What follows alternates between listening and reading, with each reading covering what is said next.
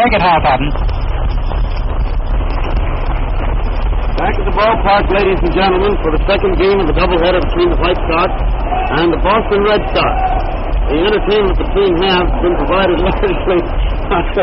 Al Schachter right now is doing a little shadowing of umpire Hubbard. First, as Cal walked up the plate, Cal would walk along behind him and make every gesture he did. Now Hubbard started to dust the plate, so Al, as he dusted them off, Al would kick some more dirt over it. Now Al is getting down there and takes the whisk broom and dusts it all up, and then he handed the thing to the umpire, the whisk broom, and then the whisk broom umpire reached for it, he dropped it, then he tried to kick it. Cal Hubbard got it before he could kick it, and now he's taking all of the baseballs and dumped them out of the ball bag. He's laying there doing puzzles with them. Finally picks up a few handfuls and starts to help the announcer pick them up, and probably just to get them all picked up, he'll dump them out again, I imagine. Anyway, he had the right umpire down there, a good-natured fellow. That's just what he did. He picked them all up and then dumped them all out again, and umpire Hubbard getting more kick out of it than anyone else. Jack walked up and tried to act as though he was going to take a pass at the umpire.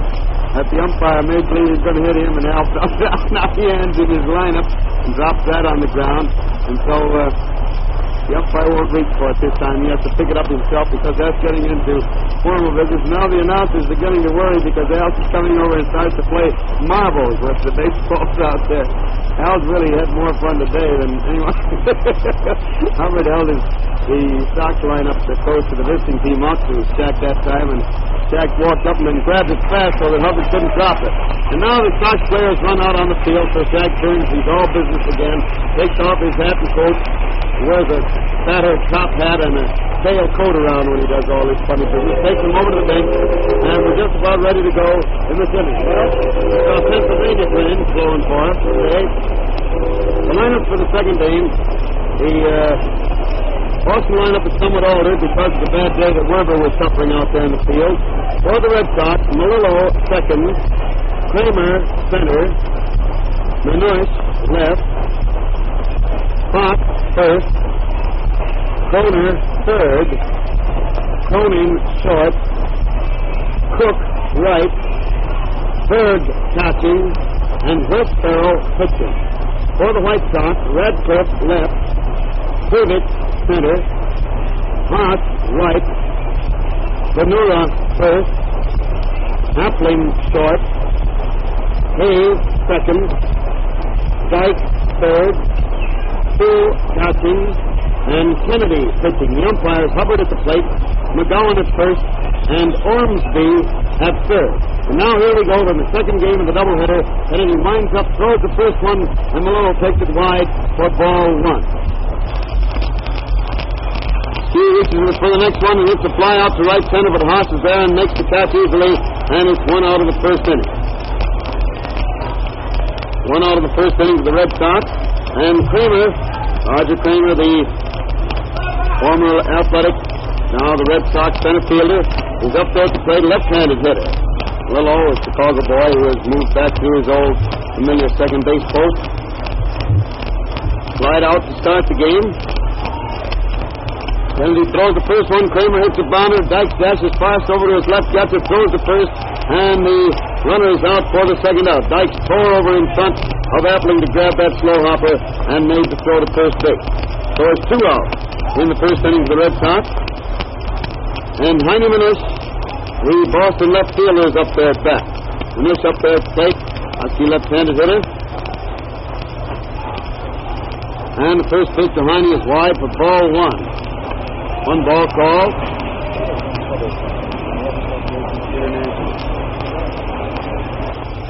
Kennedy winding up again, throws, and the hitter swings, hit a high fly, going foul down back at first base. Venura's following over there towards the stands and makes the catch. He reached out and made a catch with a gloved hand. Just reached out as though he thought he was going to just about at the bench, and Maya was going to have to do it to keep him colliding, and he looked very dainty as he grabbed that ball, and then as he turned around, he had to hurdle because Menush was mad and threw the bat toward the bench and almost hit Venura in the feet. So it's 3 out, no runs, no hits in the first inning for the Red Sox. And the score is 0-0 as the White Sox come to bat in the last half of the first inning of the second game. The White Sox won the first game by a score of 9-1. Very happily surprised a little while ago between games, in fact, to see two very good friends of ours walk in. One is Streeter's gift to the vendors at the ballpark. They haven't found him yet, but there'll be a constant parade of them up here to see Alex Robb pretty soon. And with him came in that grand old baseball player of many, many years, one of the greatest outfielders the game has ever known, the old Gray Eagle, Chris Speaker, who spent a year here as a co-broadcaster and gave us more competition than I want in any one year. The first pitch is a strike on Radcliffe, the first White Sox hitter. Strike over the hard plate about waist high. One strike on the Ripper. And the hitter started to swing at the next one, stopped. The ball came over the plate anyway, and it's 2 strikes on Radcliffe.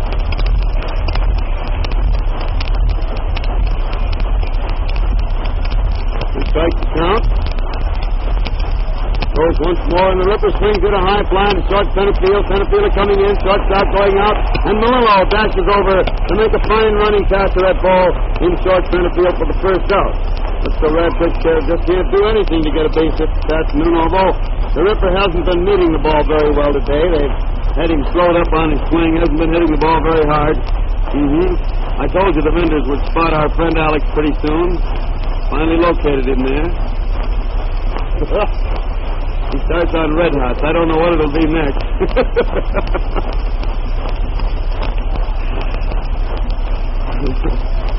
Pitcher throws now, and Peter took the line smash to center field, and Kramer comes in to make a great diving catch of the ball. Looked for a second, though he was going to stop it, and I think Jimmy Dyke thinks he did. Kramer took a dive for the ball, and Jimmy thinks that the ball hit the grass first. He goes out and questions first umpire Ormsby, and now he goes out to ask Bill McGowan about it. Billy Webb, the coach, also running over. It was a great play whether he caught it or trapped it, but Kramer came tearing in fast and made a diving catch, getting along on his shoulder. Ball stuck in his glove. Now whether it hit the grass first and then hopped into the glove or landed in the glove direct, it's hard to tell from this distance. Jimmy Dyke thought he trapped it, but both umpires, McGowan and Ormsby, thought that he had made the catch and so ruled. Dyke is pretty sore as he walks off the field, kicks dirt a little bit, and makes another remark at Ormsby as he starts back to the dugout. And Billy Webb comes back to the coaching line. Naturally, on those plays, it's a hard decision to make always. The umpires can't get out there fast enough to be alongside of the outfielder, and they have to call it as they see it. But the fact that both umpires saw it as in the glove would indicate to me that it really was decidedly in the glove. There's no question on their part. I was watching them, and both their hands went up at the same instant. Both hands went into the air without any hesitation. So it's 2 out in the first inning, and Haas at bat hauls the first pitch off into the stand to left the plate for strike 1.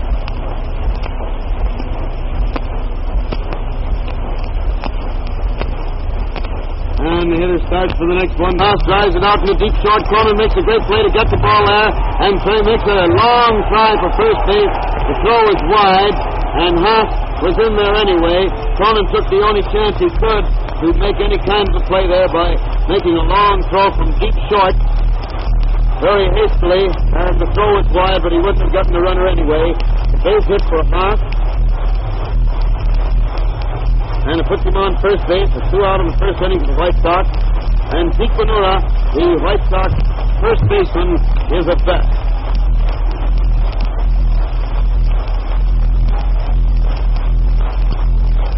And Zeke hits one into right field for a base hit. Haas makes the turn at second. The ball goes to Cook, who throws in very fast and gets the ball across the infield in a hurry. So Mule turns and goes back to second base. Single to right field by Benura. He's really hitting that ball, my friends, and how he's hitting it. And it puts White Sox runners on first and second with 2 out of the first inning, and Luke Appling is at bat. Appling up there at the plate.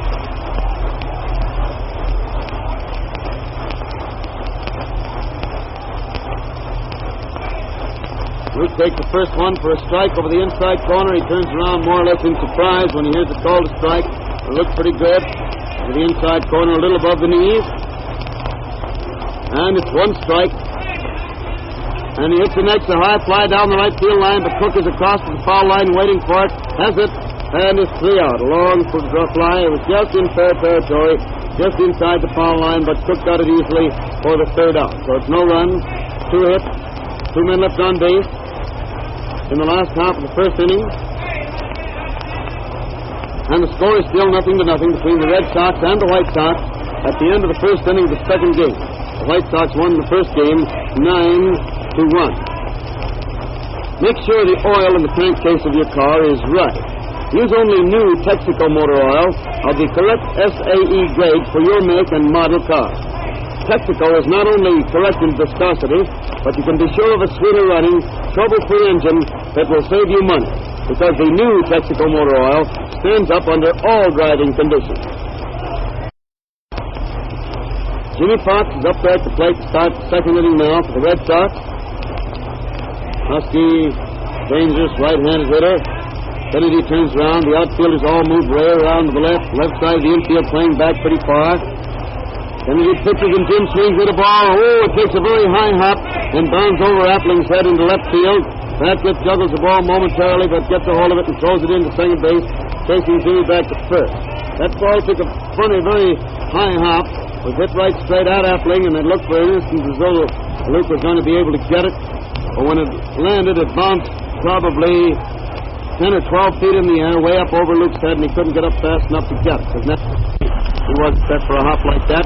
Now Conrad that fouls the first pitch into the second deck above first base, and it's strike 1.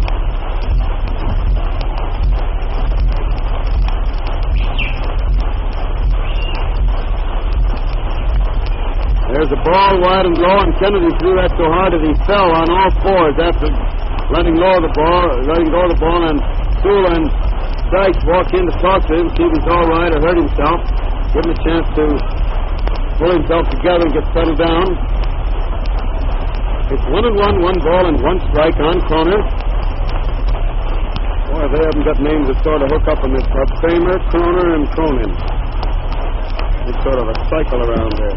Finally slips on the slab again and pitches. The runner's on the go, and the hitter hits one down the right field line. Haas is racing over fast, but it lands out of his reach.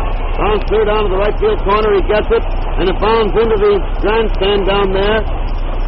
And by ground rules is a 2-base hit, which puts the batter back on second base and Fox back on third.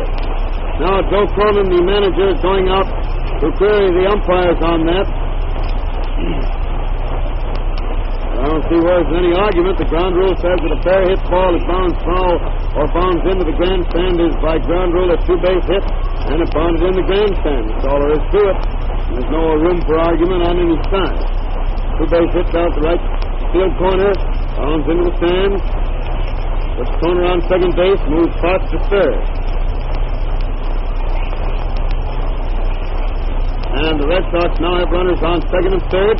Nobody out in the second inning, and Joe Cronin is at bat.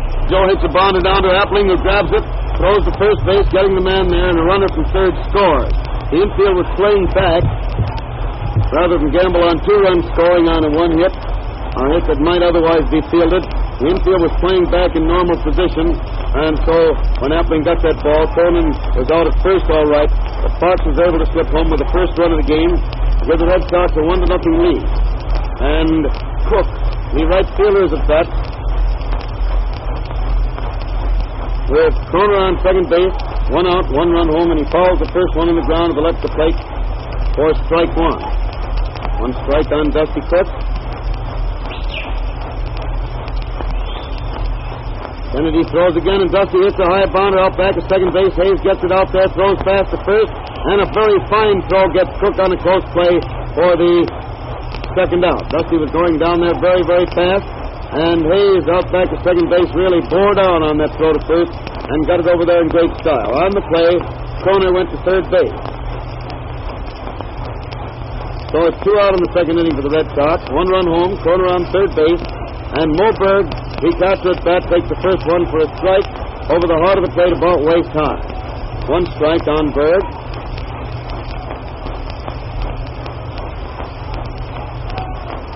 Throws again, and Mo fouls this one into the stand, to the right of the plate, and it's strike two. So it's 2 strikes on Bird. 2 strikes to count. Mo, right-hander hitter, steps right back up the plate again. Kennedy winds up, throws, and Mo swings and misses on the curveball, striking out for the 3rd out in the 2nd inning. But in that inning, the Red Sox scored 1 run to go into the lead 1-0. 1 run, 2 hits, 1 man left on base. In the first half of the 2nd inning, the Red Sox are leading the 2nd game by a score of 1-0. As the White Sox come to bat in the last half of the 2nd, with Jackie Hayes, the first man up there. Oh, here's the gang. Says, we took your advice and came to see a game. Good luck to you and the Sox. The Janesville, Wisconsin Post Office game. How you like that? That's what I like. I'll have to show that to the boss downstairs so we know that some people are taking our advice and coming out here. Uh-huh.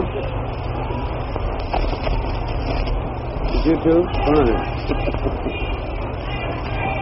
Here's Hayes at bat to start the last half of the 2nd inning with the Red Sox leading 1-0 in the 2nd game. White Sox won the first game 9-1. And West starts that loose jointed windup of his.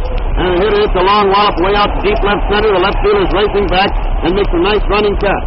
And so Hayes is out on a long fly to Minush in deep left center. And it's 1 out of the 2nd inning for the White Sox. With Jimmy Dykes, the White Sox third baseman and manager, now at bat.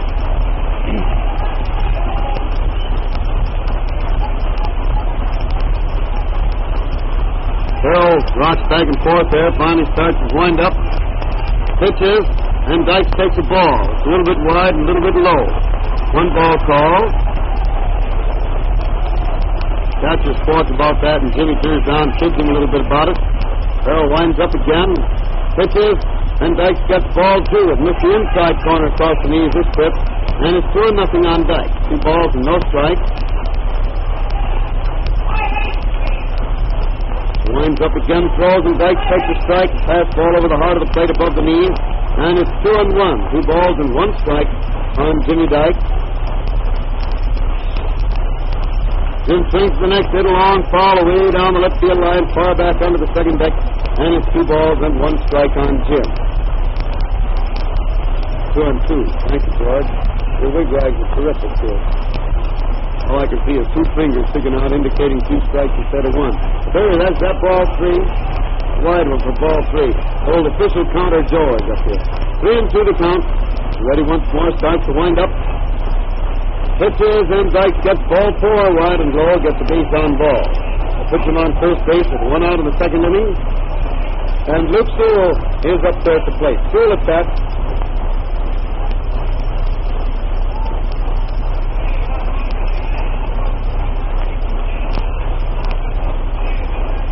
Luke right there as the pitcher gets his time. So with the runner first pitches, and Luke swings it a high fly out into right center. Right fielder's over there calling for the ball. Center fielder there too, but Cook makes the catch, and it's 2 out in the 2nd inning. Long high fly to right center, which Cook gets easily, and it's 2 out in the 2nd inning for the White Sox. But Vern Kennedy, White Sox pitcher, now coming up to the plate.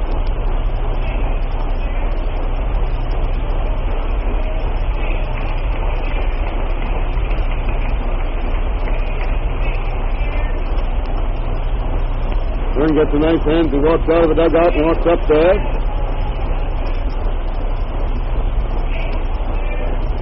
And finally arrives at the plate. He swings and hits the first pitch for a high fly into left field. The left fielder's over there calling for it and makes the catch for the 3rd out. So it's no runs, no hits, 1 man left on base in the 2nd inning for the Sox. Don't forget, we'll remind you again, you people who like to keep score and have a story to tell, be able to replay a game from your own scorecard at the end of the game, or tonight, or next week, or next year, or years from now. When you stop in your Texaco station and would like to get a picture, ask for a request card. It's already addressed to me. You put a 1-cent stamp on it. Be sure on the other side to fill in your name and address and mail it, and you'll get your score. Here's Farrell at bat to start the 3rd inning, and he takes the first one wide for ball 1. West is a pitcher, but one of the very good hitters in the league. That's right-handed as he pitches. And he swings again to hit a high bounder. Appling goes way back over second base, but can't reach the ball, and it peeks through into center field for a base hit. Right out over second base, it bounded over the pitcher's head, and it's a single to center field by Farrell, who over in the third inning. It's West on first base with nobody out, and Melillo is at bat. Farrell calls for time, and Pennock goes over to the bench and gets West's black rubber coat that he wears out there, sort of a windbreaker, lightweight, but breaks the wind. While the wind isn't cold today, there's plenty of it, and it might tighten him up a little bit, and he's had enough trouble with stiff arms. And now, on the next pitch, Melillo hits the first ball pitch toward right field. Hayes goes way back into his left to get the ball, pivots and throws to second base, where Appling takes his throw and forces Farrell for the first out in the first inning, leaving Melillo on first base with one out of the third inning, and Kramer is at bat. Roger Kramer, the center fielder, up there.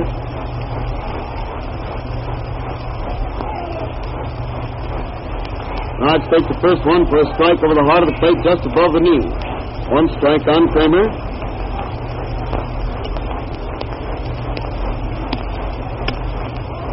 The throws in the hitter. It's a line drive out to left center for a base hit.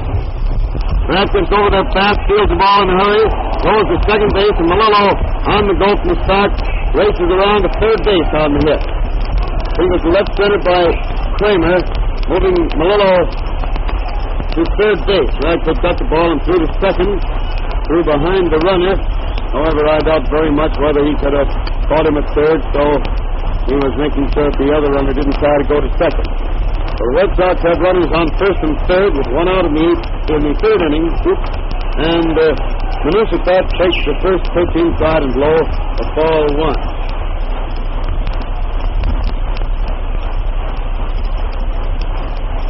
He turns and throws past the first. The runner leaps back to safety.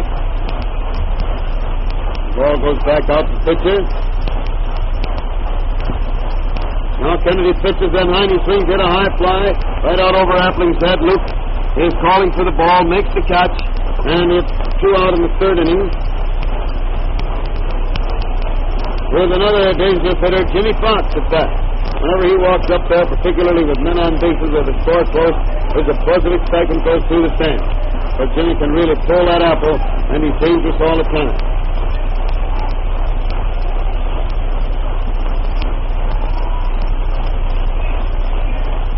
Throws and the hitter takes a wide one across the waist for ball one.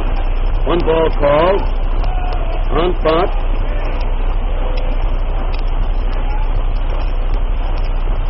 He's ready again, turns and throws at first. Kramer off the bag had leaped into the air as though he might start for second, merely wagging his arms around to attract attention. Burns pitches on, it's a curveball very wide and low. Two leaped way out to the right and knocked it down, and then and poised on one foot with the other foot in the air and his back to the infield. He peered around under his arm to see whether anybody was going to try to run, but they didn't. So he picked up the ball, which was right at his feet, threw it back to the pitcher. It's 2-0, 2 balls and no strikes. Fox hits the next, a line smash, a beauty out to left center for a long base hit. Felix grabs the ball fast, throws it into Appling, and he lets the throw go through, but the runner gets to third base in time, and another run, of course, scores. A ringing single out to left center by Fox. Scoring Melillo with the Red Sox second run of the game, and moving Kramer to third base. Oh, when that fellow hit the ball, he really hit the ball.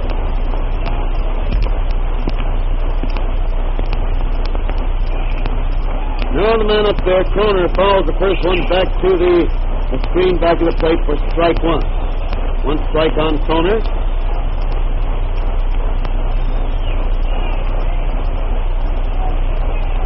The hitter hits the next one, a beauty out to right center. Another long base hit is going clear through the stand. One run in, second run coming in. Kroner's around second base on his way to third. Hayes gets the ball and fires it over there, and it bounds right into the runner as he slides in safely. And it's a triple to right center by Kroner. Already has a double in this game. Scores both Kramer and Fox. And it gives the Red Sox a 4-0 lead over the White Sox in the third inning. And the White Sox are beginning to show some activity in the bullpen. Joe Cronin is there at the plate now. Cronin at bat.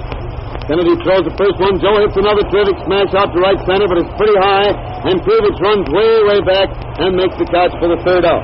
That ball was also well hit, although pretty well in the air to give Mike a chance to get over under. The one that was just hit out there by Cronin was low enough so that it got through between the fielders.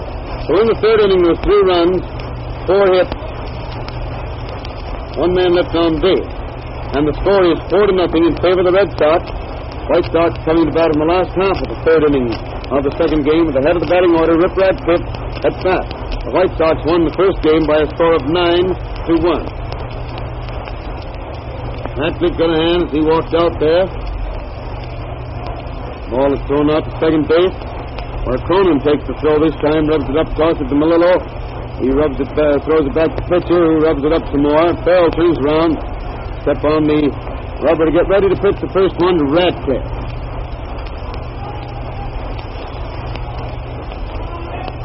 West starts to wind up, throws, and Rip swings in a long drive away out to deep right field. Right fielder's racing over the ball and makes the catch just in foul territory, way down at the end of the right field line. So it's 1 out in the third inning for the White Sox. Farrell had men on base every inning, but so far has not been hit enough to worry about. Let's take a look around at the boys and gets ready. Starts to wind up the pitch to Krivich. Throws. Mike bunts the ball down toward third base. Farrell goes over, grabs the ball, juggles it a moment, and Krivich gets the first base on it, and I believe it was always a base hit. Farrell got over and fielded that ball while way out of position, and then juggled it momentarily. And when he finally did get a hold of it, he made a good throw to first, but not until Krivich was there. Of course, the crowd likes the kid.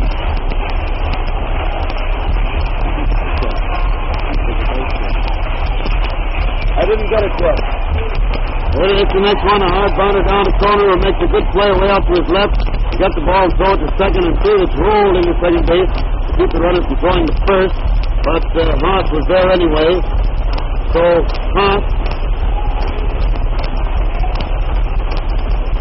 forces Krivich at second base, the play going from corner to Melillo for the second out of the inning, leaving Haas on first base with 2 outs in the third inning, and Zeke Ventura is at bat.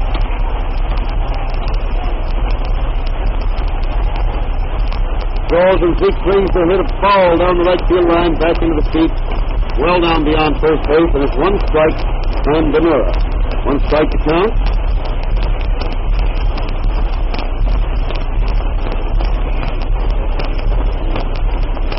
One strike is the count. And the pitcher throws the next one. Zeke takes the high one inside for a ball, and the count is 1 ball and 1 strike on Ventura. 1-1. Both. 1-1 the count, and it's wide for ball 2 now. The count is 2-1.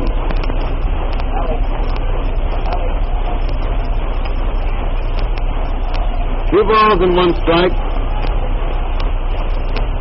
It throws once more, and it's lined inside for ball 3. And it's 3 balls and 1 strike on Big Zeke. Haas on first base, 2 out of the third inning.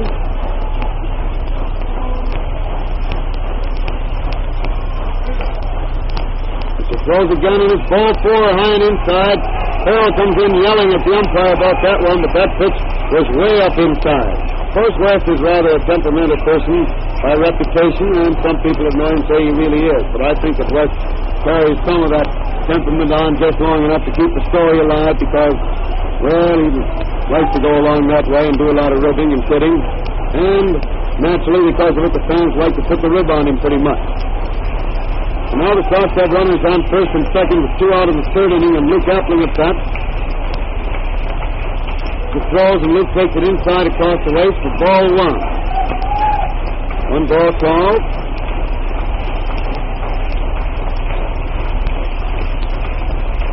He's there as he gets his sign again. Has it, looks back at second base once more. Pitches, and it's a third ball wide for ball 2. Making it 2-0, and Farrell argues about that now. He yells at the umpire. Joe Cronin comes trotting in from the shortstop position, walks past the mound, walks into the front of the mound, picks up some dirt, a handful of it, makes one more remark, tosses a handful of dirt on the ground, turns, walks back to his position, and it's 2-0, 2 balls and no strikes. He'll get the next one to drive in the center field for a base hit. Run at the second base is scoring easily, and Haas stops at second to throw in the pass the catcher, and so the runners move to second and third. The third baseman, Kroner, starts to think about that, and he pushed the runner off third base, and so Haas, Benora turned right around and pushed him off away from the bag. The throw in to the plate, got in altogether too late after Appling single. Haas scored, and it bounded high in the air over the catcher's shoulder. By the time Farrell grabbed it and juggled it a moment, Benora tried to go to third, and he got in there safely. The throw over to third base, got there too late. The runner came running in and came in standing up. The Kroner made a lunge at him, yelling about the decision, and pushed Benora off the bag with his shoulder, so Benora just reached over and gave him a shove, knocked him clear into the infield. Sort of playful business, but at the same time, he's not entitled to block him off that way. And after a squawk to the umpires while everybody's back,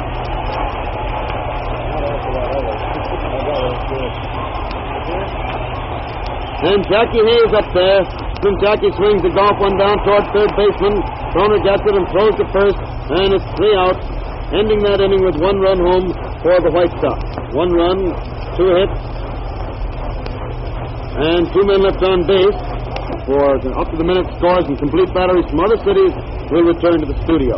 In the National League in Boston, the first game of the doubleheader between the Cubs and the Bees was lost to the Bees. The Cubs lost. The Bees won 4-3.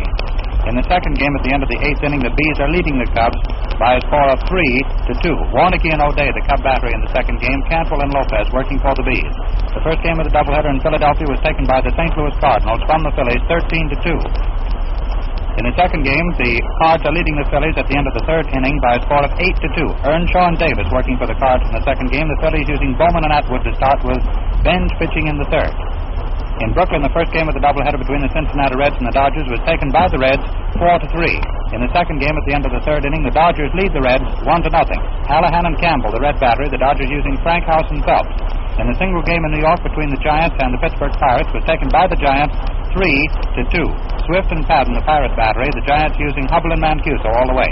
In the American League, the first game of the doubleheader in St. Louis between the Browns and the Philadelphia Athletics was taken by the Browns 6-1. In the second game, Kelly is the warm-up pitcher for the Athletics, the Browns warming up Caldwell. In Cleveland, the Indians are leading the New York Yankees at the end of the 6th inning, 2-0. Pearson and Dickey working for the Yanks. The Indians starting Hildebrand and Pitlack, and Sullivan taking over the catching duties when Pitlack was hit in the head by a pitched ball from Pearson. That was in the 5th inning.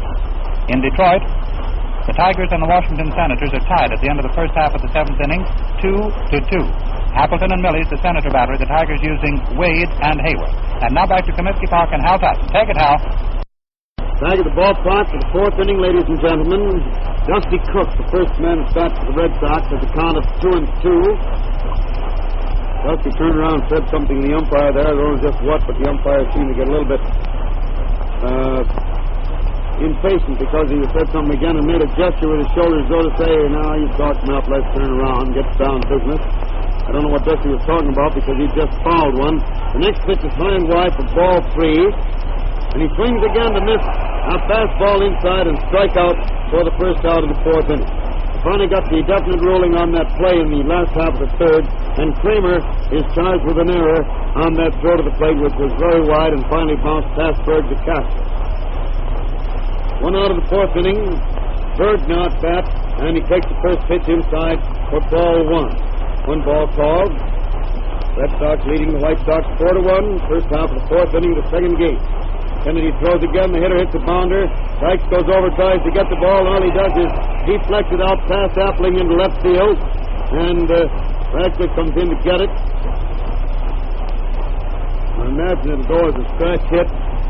Incidentally, Haas' leg was bothering him so much after that circuit of the bases that he was taken out of there. Kravitz has been moved to right field, and Rosenthal is playing center field for the White Sox. Now Wes Farrell is at bat.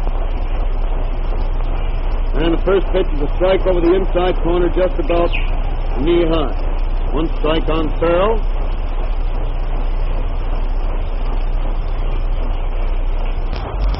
And he swings to hit the next one and bounded down to Appling, who gets it, throws to second. Hayes throws to first. And Farrell is out there on a very fast double play. Wes was trying hard. He was trying to make it, running it out very hard. But that fast double play completed things for the second and third out. So it's no runs, one hit in the first half of the fourth inning. And the score is still 4-1 in favor of the Red Sox as the White Sox come to bat in the last half of the fourth inning. Jimmy Dykes, the first hitter. Broadcast of the White Sox-Boston doubleheader comes to you direct from Comiskey Park, home of the White Sox in Chicago, as a presentation of your neighborhood Texaco dealer, distributor of Texaco Fire Chief Gasoline. And it comes with the permission of the White Sox and Red Sox to stimulate interest in our national game and in your own local baseball team. This is WCFL at Chicago. I was talking to Dixie Walker down in the field before the game today. Dixie is pretty sure now that he's not going to be able to play at all this year. He's able to warm up a little with the arm, but doctors are afraid to have him do much along that line because they're afraid that he'll start throwing and tear those muscles apart there in the shoulder they've worked on so long. And it means that the White Sox are really in a bad way and practically must add an outfielder to the roster, even at the expense of putting Walker again on the voluntary retired list, because they have only 4 outfielders, and both Rosenthal and Haas are ailing. Haas was only in there because Rosenthal twisted his back the other day, and Haas had to go in with his legs still in bad shape. Now, Jimmy Dykes is at bat to start the last half of the fourth inning, and he takes the first pitch wide for ball 1.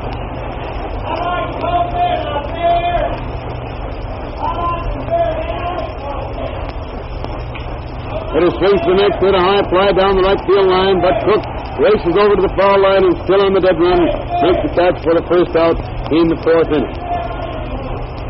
1 out in the fourth inning for the White Sox, and Luke Sewell is at bat.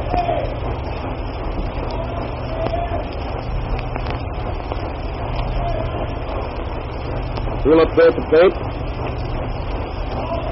But he winds up. And Luke swings the foul ball into the stand to the right of the plate, and it's strike 1. 1 strike on Sewell.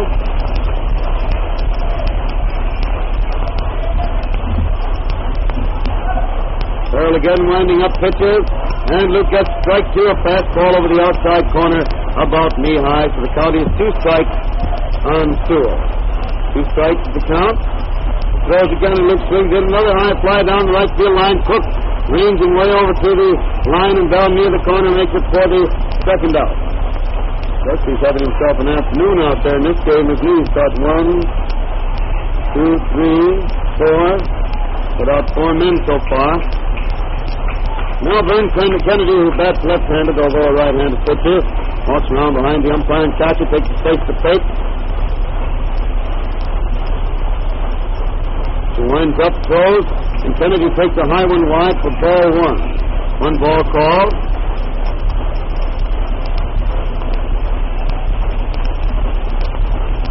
And he swings it, and next one for a high fly coming down foul back of the plate. Berg is under it. He has it, and it's 3 out in the fourth inning. No runs, no hits for the White Sox. And the score is still 4-1 in favor of the Red Sox. Gonna run away, Spoke? What's the matter? Can't that fellow get enough vendors up here to keep him eating this afternoon? Oh, I see. So long, kid. Good to see you. Oh, this picture. He looks younger every time you look at him. Little gray, but he's got that gray patch pretty well built up now, but he was pretty gray when he was playing.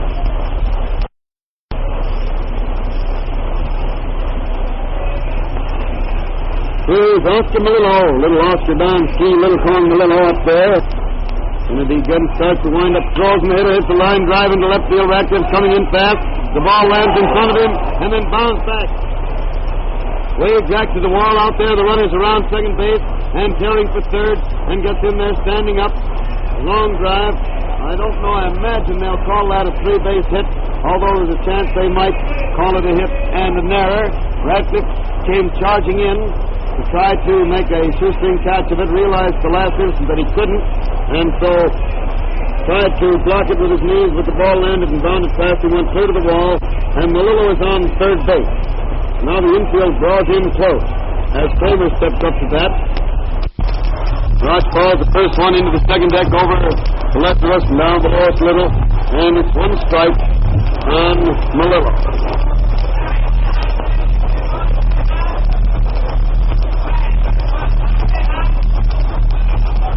And the next one is a ball, so the count is 1-1. They charge that as a single by Melillo and an error by Radcliffe. The official ruling on that one. They're letting the ball go through the wall. Now the hitter hits the next one, a clean, hard drive out to right field for a base hit. Single to right by Kramer, scoring Melillo easily. And it gives the Red Sox a 5-1 lead in this ball game. They still have Kramer on first base with nobody out, one run home in the fifth inning, and Manush is at bat.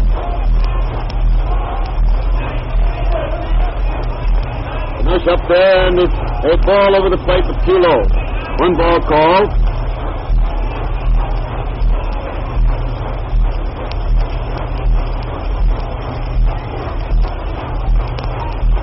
Pitcher turns and throws past the first. The runner gets back ahead of the throw.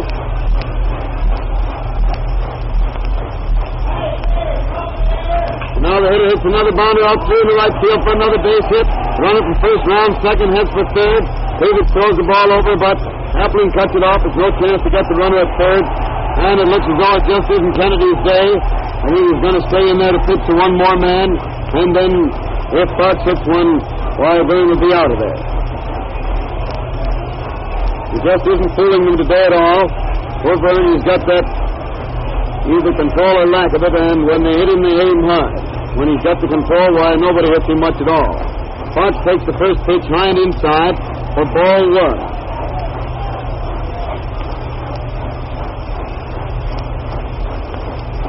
Sewell walks out, hands the ball to Kennedy, talks to him for a moment. Verne takes it, walks back out onto the mound, then onto the slab.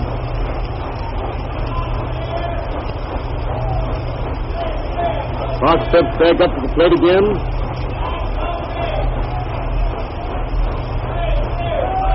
And he's ready, pitches, and Fox starts to swing, stops three-quarters of the way through and flips the bat back over his shoulder, but it's a strike anyway down over the heart of the plate, a little above the knees, making it 1-1.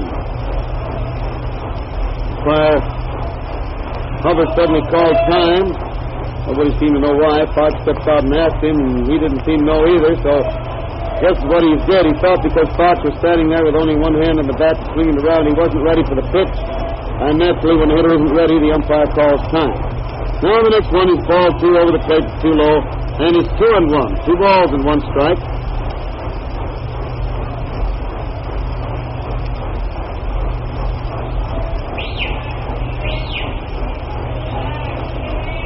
He throws again, and the hitter starts to swing, stops. The ball gets out of Sewell's glove, and the runner from first easily reaches second base.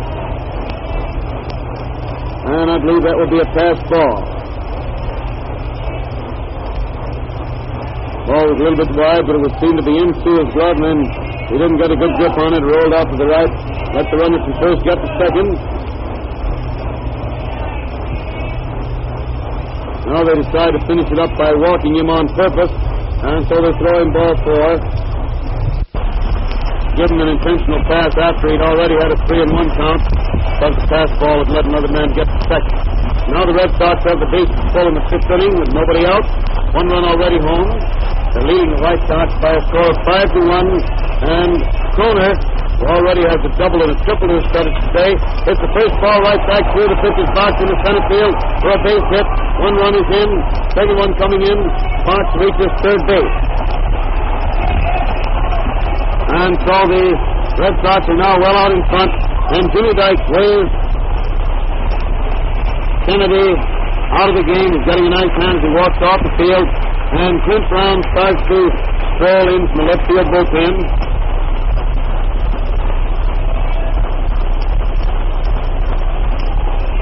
Three runs home this inning for the Red Sox.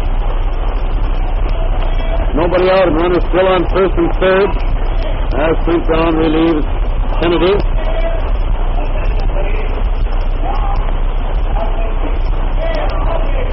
Brown is the pitcher. He comes into the game to find Fox on third base, Kohler on first base, Cronin at bat, and the score 7-1 in favor of the Red Sox in the first half of the fifth inning of the second game. And Cronin steps up to the bat. Cronin at bat for the Red Sox in the fifth inning with nobody out yet. 3 runs already home, runners on first and third, and the Red Sox now leading the White Sox by a score of 7-1.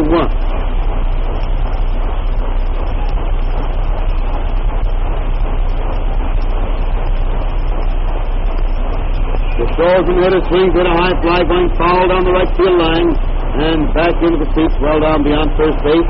It's 1 strike on Cronin. 1 strike to count. And the runners finally pitches again, and Cronin hits the beauty out to right center for another long base hit. It's got through between the outfielders, bounced through the scoreboard. 1 run is in, the second run in. Cronin throwing for third base. Hayes gets the ball, throws it over there, and the ball bounds away from Dykes. The runner sliding in safely, and Dykes starts over to grab it to keep the runner from trying to score. It's a triple to right center by Cronin, scoring 2 more runs for the Red Sox in the fifth inning.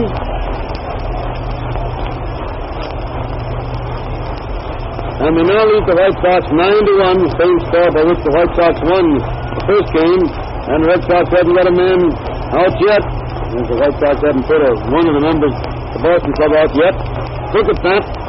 Brown throws the first one, and Dusty swings with it. Bonner just past the pitcher.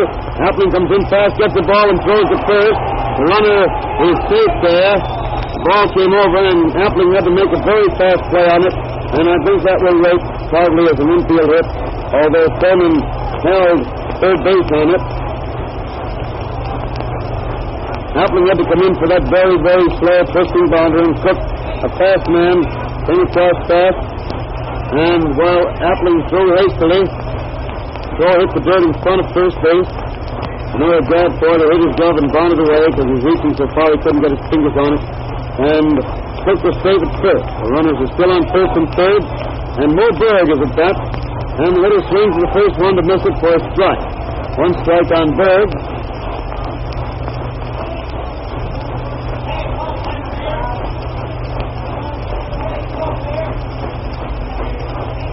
Brown has the sign again. Pitches. Mo swings a pop fly to right field. Not a pop fly. Great guns. That's a way out there. Way it started up, I thought it was going to be sort of short, and naturally Cleavage throws to second base after making the catch. Hold the other runner at first as Cronin scores. The very first out in the fifth inning. 6 runs are already home. Now the Red Sox are leading 10-1, and Westphal, the pitcher, is at bat.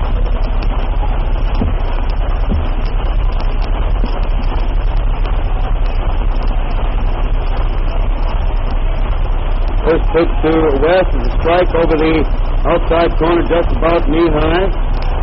1 strike on Fell.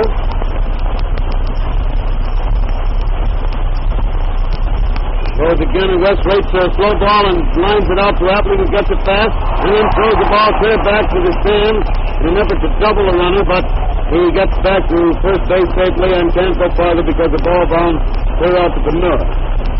Cook had raced out the bag, but as Appling caught that line drive, Dusty turned and dashed back to base. Appling made a very hasty throw, and throw went clear past Demura, but hit the front of the stand and bounded back to him, so that Cook couldn't advance, and therefore there'll be no error called on the play.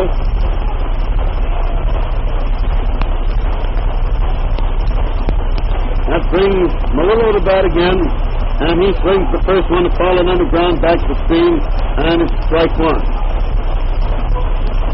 He opened this inning with that single to left, and getting the third one right foot, tried for a shoestring catch, and stopped, and then let the ball go through the wall. It's the next one to drive out to right field. Cleavage is over fast, but it drops out there in front of him. The technical leaguer, and another base hit. His second one of the inning. Cook easily reaching third base on it.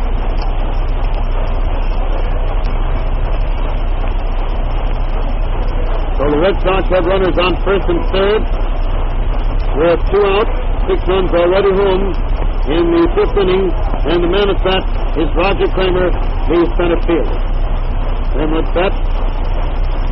Ready looks to run in first and third, then pitches, and Raj takes a strike over the outside corner about knee high. 1 strike on Kramer.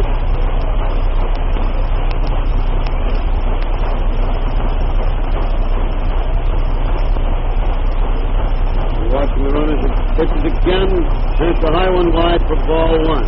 So it's 1 ball and 1 strike on Kramer. 1-1.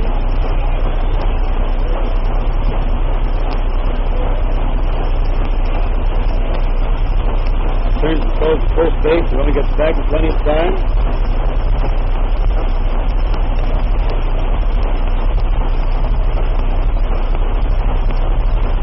And now the pitcher throws and Rod swings it a high fly to short left field. Radcliffe's coming in very, very fast and makes the catch on the run nicely for the 3rd out, and the side is retired. Some of the fans break out in a rather peculiar brand of noise, which isn't exactly complimentary applause. But it's 3 out, 6 runs, 7 hits, 1 error, and 2 men left on base. In the first half of the 5th inning, and at the end of the first half of the 5th inning of the 2nd game, the Red Sox are leading the White Sox by a score of 10-1. The White Sox won the first game 9-1. Broadcast the White Sox-Boston doubleheader comes to you direct from Comiskey Park, home of the White Sox in Chicago, as a presentation of your neighborhood Texaco dealer, distributor of Texaco Fire Chief Gasoline. The broadcast comes with the permission of the White Sox and the Red Sox to stimulate interest in our national game and in your own local baseball team. It's the WCFL at Chicago. Radcliffe is already up there at the plate. Start the last half of the 5th inning. Paul has finished his warm-up.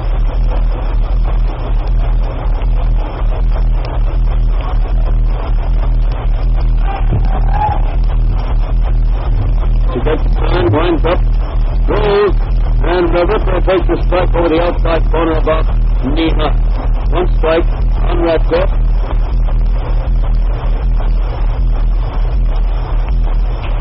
He swings the next at a high fly to left field.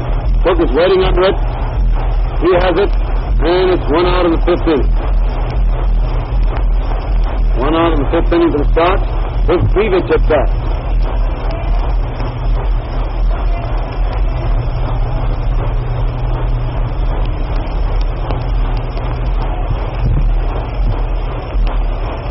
Mike Krivich up there. Paul starts to wind up. Throws, and Mike takes a high one inside for ball 1. 1 ball called. Harold winding up again, pitches, and it's a ball inside and low, so the count is 2-0. 2 balls and no strikes on Krivich.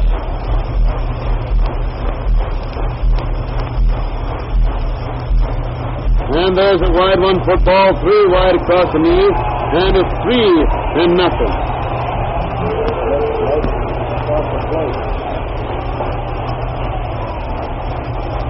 3-0 to count.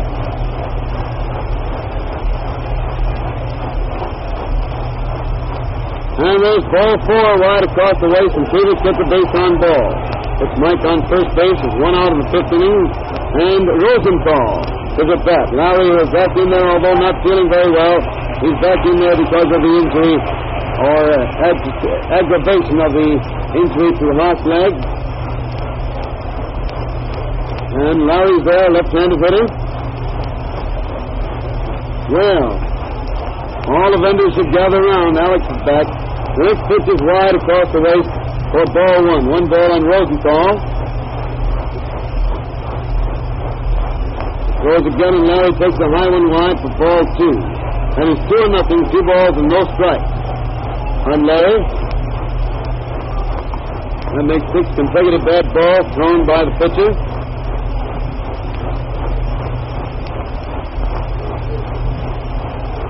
Pitches again, and it's over the plate for too low, and it's ball 3. Well. And the count is 3 balls and no strikes on Rosenthal. 3-0 to count. There's ball 4 wide. Rosenthal gets the base on ball, moves through to second base. And the White Sox have runners on first and second with one out in the fifth inning, and Zeke Ventura is at bat. Venura up there at the plate.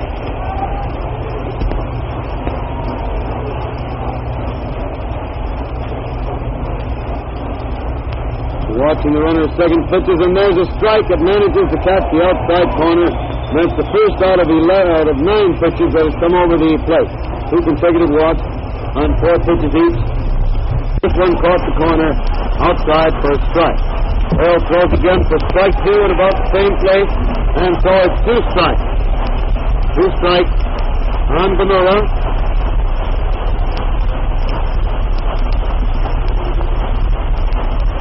He gets the next one, a hard bounder. Coleman grabs for it. Coleman gets and manages to grab it again. Was going to throw to second, but too late. And all the runners are safe. Ball was hard hit. Coleman fumbled it and came limping in after grabbing it again. That's as though he should have had a man there. The ball was pretty well hit, but right straight at him. And I would say...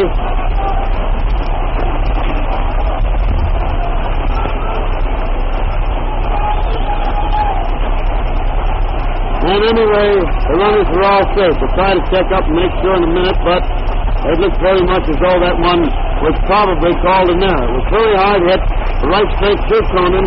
Looks like he was going to get a man a second, but he fumbled it, although it was a hard hit ball. He might give a base hit on it. The bases are full, and Epling at bat takes it inside across the waist for ball 1.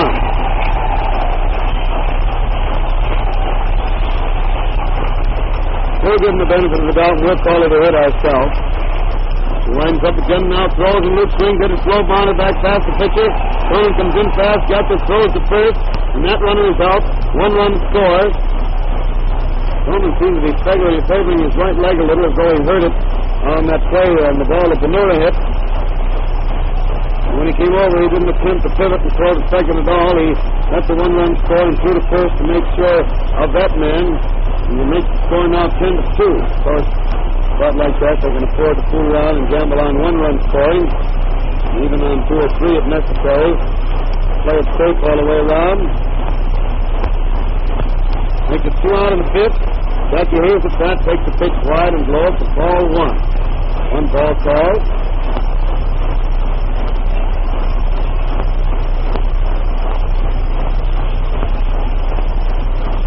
And there's a strike over the outside corner across the knees, so the count is 1-1. 1 ball and 1 strike on Hayes. White Sox runners on second and third. It's 2 out of the 5th. Jackie gets the next one and gets past him and goes straight back to stand. 1 runs home. Venura makes the turn. Then goes back to third when the ball is recovered quickly by Berg. And he tosses out and hands it to Farrell. It's a wild pitch by Farrell, which lets Rosenthal score and moves Venura to third base, making the score 10-3 in favor of the Red Sox. Second game of the doubleheader.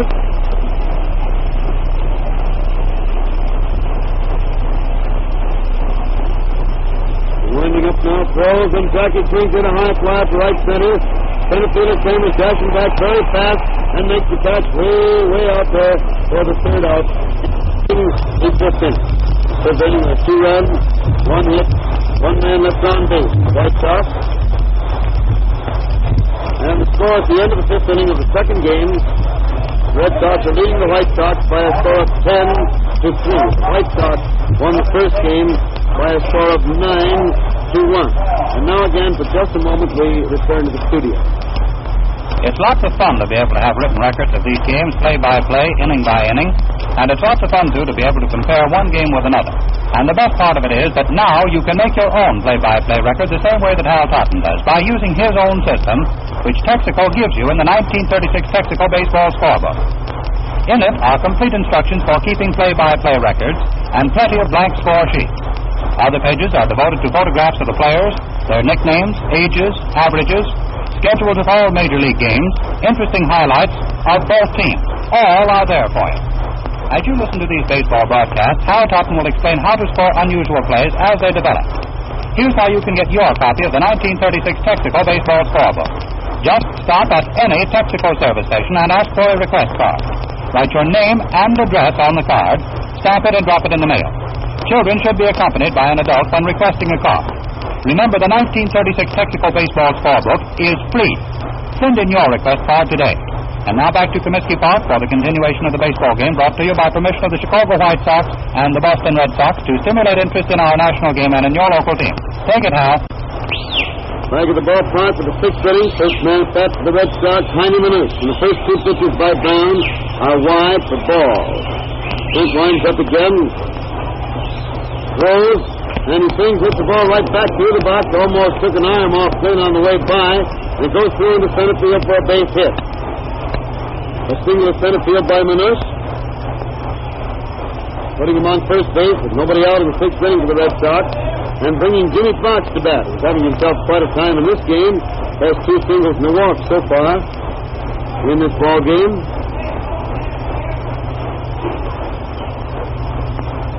The throws, and it's a high one inside for ball one. One ball called on Fox.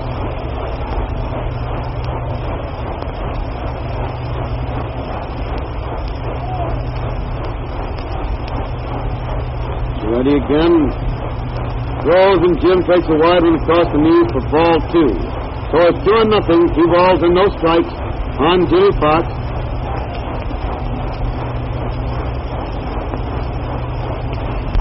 Throws again, and Fox swings it up on the right side of Hayes. He gets it, fumbles it, manages to pick it up in time to flip it backhanded to Ampling to force Manus at second base for the first out of the sixth inning. Leaves Fox on first base with 1 out of the sixth inning, and Kroner at bat. He already has a single, a double, and a triple. If he gets a home run, he'll have that very elusive cycle. Kroner at bat takes the first pitch inside, ball one. Brown ready again, pitches to the runner on the go. The hitter hits the next one right back through the box. Hayes grabs it, sees that he can't get the runner at second, so throws the first, getting Kroner, and that's the first time they've got him out in this game. It's a 2 out in the sixth inning for the Red Sox. And Fox is now on second base. With Joe Cronin, the manager and shortstop, at bat. Low the first one, and Cronin takes it for a ball. It's over the plate, but too low. One ball called.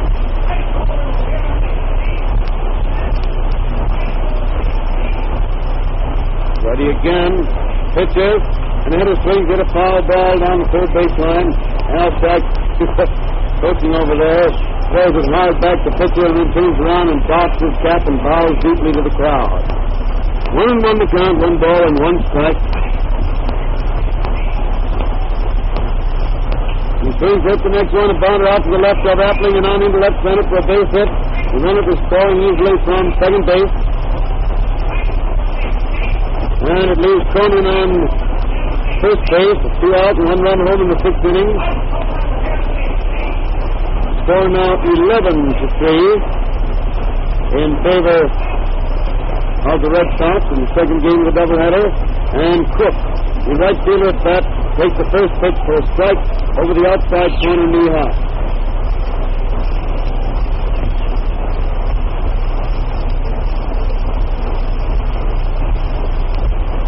He leans back to take the next one inside for ball one, and the count is 1 ball and 1 strike on Cook.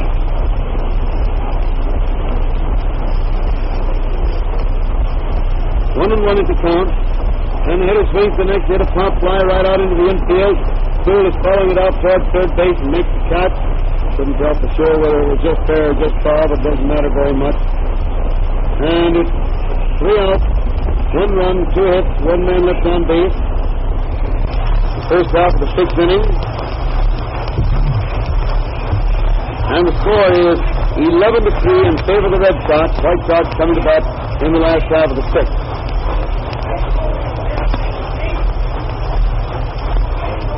Fox is up there at the plate now to start the last half of the sixth inning.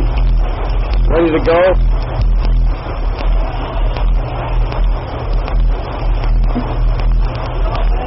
And the pitcher starts to wind up throws, and it's a strike over the heart of the plate about waist high. 1 strike on Dyke.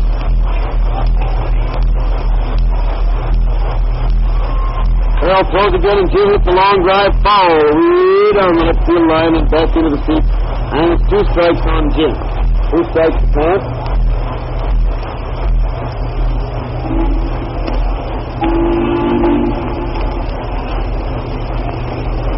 Oh, right there again now. He's winding up. Pitches. And Bright takes that one inside and a little bit high for a ball. So the count is 1-2. Oh, that's a new whistle. We're not acquainted with that one. The Wabash, huh? Here comes the next pitch, and Bright hits another drive to left field. And Benush standing there instead of running back on it. Had to leap high in the air to make the catch, but he got it for the first out in the 6th inning. 1 out of the 6th inning for the White Sox. And Luke Sewell is at bat. Oh, when that fellow hits them, they really sell. There gets his sign, winds up to pitch the first one to Luke throws. And Sewell swings in a high fly to left field. Left field is coming in under that one. He's waiting now. Has it. And it's 2 out in the 6th inning. 2 out of the 6th inning for the Sox. And Clint Brown, the White Sox pitcher, is up there fast. Brown the hitter.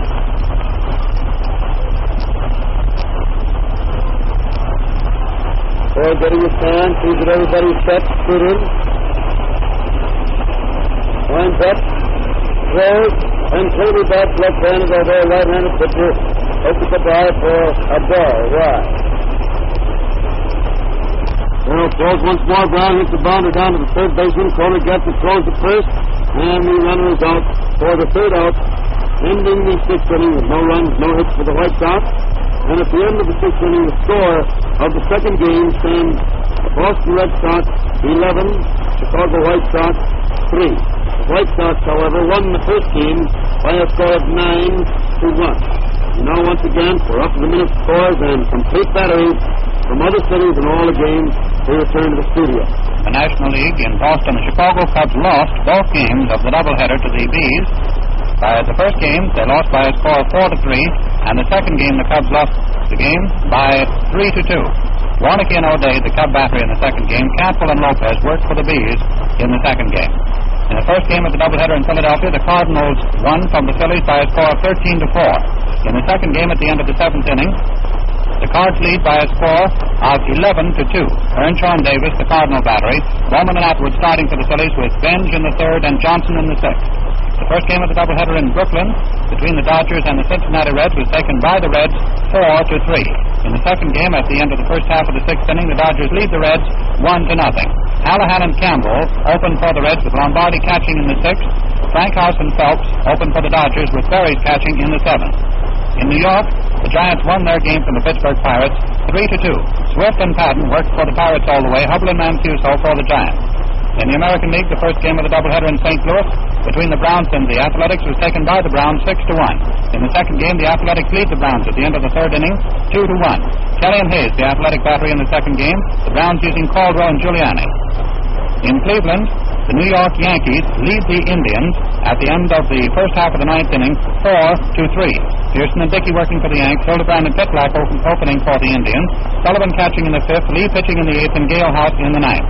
In Detroit, the Senators are leading the Tigers at the end of the first half of the 9th inning by a score of 5-3. Appleton and Millie started for the Senators, Sabo catching in the 9th. Wade and Hayworth opened for the Tigers with Parker in the 9th. And now back to Comiskey Park and Hal Totten. Take it, Hal. End of the ballpark for the 7th inning, the first man at bat for the Red Sox. Moberg grounded out to Vanilla unassisted. Now West Farrell takes the first pitch line wide.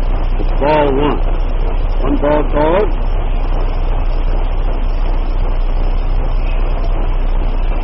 Throws again, and West swings and fouls the ball back to the screen, and it's 1-1. 1 ball and 1 strike on Farrell. 1-1. It's ready again. Winds up and throws, and West takes a strike. A fastball over the heart of the plate across the chest, and it's 1-2. 1 ball and 2 strikes on Farrell. Throws again, Farrell swings, foul the ball into the second deck above him to the right of the plate. It's still 1 ball and 2 strikes. Still 1-2.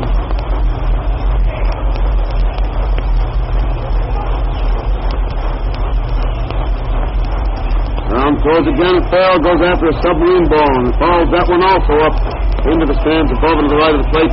It's still 1 ball and 2 strikes on Farrell.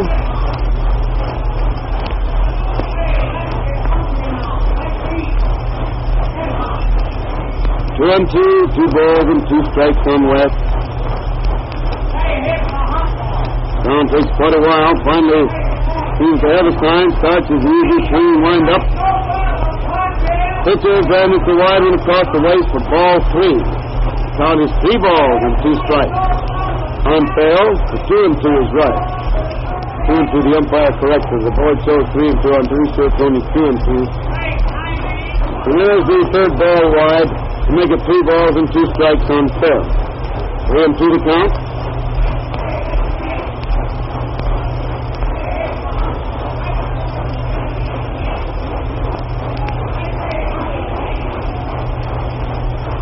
Brown waits out there for the next time. Finally has it. Starts his easy wind up. Pitches in the hitter, swings hard and misses a high fastball inside. Striking out for the 2nd out. Boy, that really hurts. How he hurts anything like that. He certainly prides himself in his hitting ability. So it's 2 out in the 7th inning for the Sox. And Melillo, the White Sox second baseman, is at bat.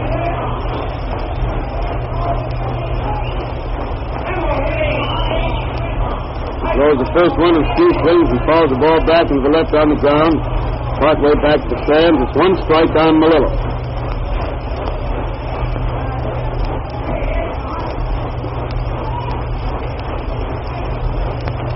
Throws the next one for a ball inside and low, and it's 1 and 1. 1 ball and 1 strike on Ski. He much nicknamed Mr. Melillo. So again winds up and throws. Snitter swings it along, high fly to left field. Radcliffe is back near the wall.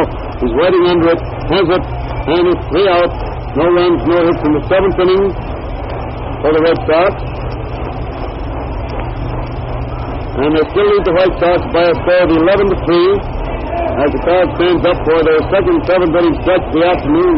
And the White Sox come to bat in the last half of the 7th inning of the 2nd game. The White Sox won the first game 9-1.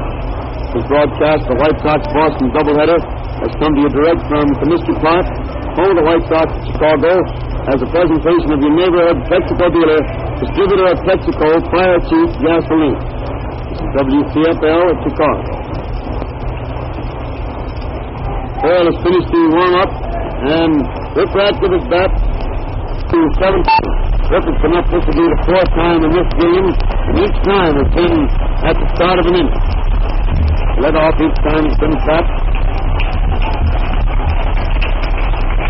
Farrell gets his sign, starts his wind up, throws, and it's a strike over the heart of the plate just above the knee.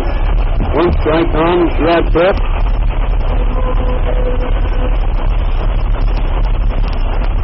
He swings at a wide one and punches it out there. Toner comes over to make a great play and throw the man out at first. He went away over to the left, knocked the ball down, and then facing it fast, he grabbed it and threw to first base, getting Radcliffe on a nice play for the first out of the 7th inning. 1 out of the 7th inning for the Sox, and Krelitz is at bat.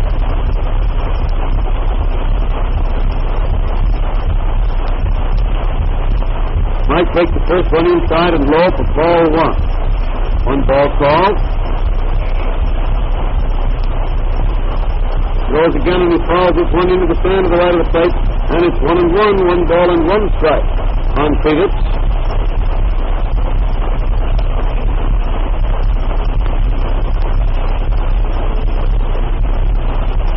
He swings the next, the punches out into left field, out between the shortstop and third baseman for a base hit. That's the 6th hit the Sox have made off of Farrell. And now Rosenthal again is the bat. Larry Rosenthal up there at the plate with 1 out of the 7th inning, and Krelitz on first base.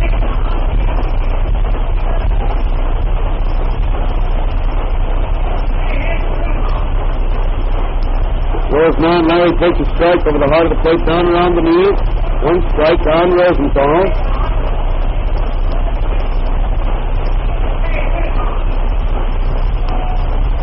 And he swings, takes the next one for a high foul. It bounds out to the left of the plate. And it's 2 strikes on Larry. 2 strikes to count.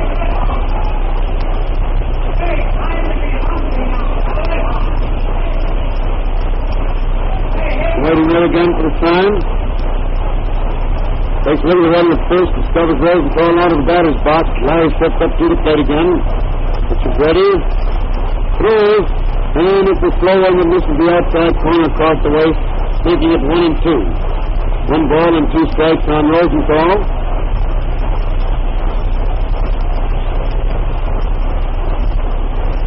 Now he swings the next one, a slow curve outside, and misses it, striking out. The catcher slaps the ball down to first base, but Friedrich slides back just to mimic a pass. So it's 2 out in the 7th inning for the Sox. Friedrich still on first, and Zeke Bonilla with the bat. And Zeke gets a hard smash out to left center, lands in forward bounce past Kramer. They did a nasty hop with his glove and bounded clear out to the stand, and Friedrich is scoring easily as Zeke pulls up at second base. I believe that will be called a 2-base hit because the ball landed in front of Kramer and then took a very high hop, and all Raj could do was just reach for it and just tipped his glove and bounded onto the scoreboard. The more questionable hits and errors in this series than any I've looked at for a long time.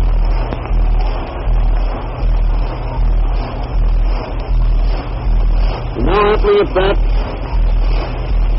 takes a strike over the outside corner. Thank you, Eddie. That verifies it. It was a 2-base hit. I called it that as preliminary calling. Appling was out of the box. He steps back up to the plate. And the hitter swings the next one to hit a high fly in the right field. The second baseman Malolo is chasing it over into foul territory and makes the catch for the 3rd out in the 7th inning. So it's 1 run, 2 hits, 1 man left on base in the last half of the 7th inning. And at the end of the 7th inning of the 2nd game, the Red Sox are leading the White Sox by a score of 11-4. The White Sox won the first game 9-1 behind the fine pitching of Sugar King. First man at bat in the 8th inning for the Red Sox will be Kramer, the center fielder. He's already up there at the plate. Rangy left-handed hitter. Brown gets his sign, starts his wind-up,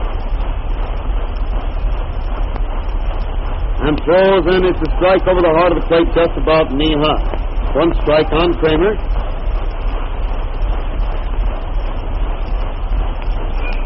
Reaches out to bunt the next one. He goes out to the left of the plate. Brown gets it, throws the first, but Kramer beats it out for a base hit. Base hit for Kramer, and it puts him on first base with nobody out in the 8th inning. Under that ball, Brown came in and got it, made a good throw to first, but too late. The drive was across, the front being perfect, and Manush is up there, taking the first one inside and low curveball for ball 1. 1 ball called. Brown ready out there again, has the sign once more. And pitches in the hitter, takes a good strike over the heart of the plate above letter high to make it 1-1. 1 ball and 1 strike on Manush.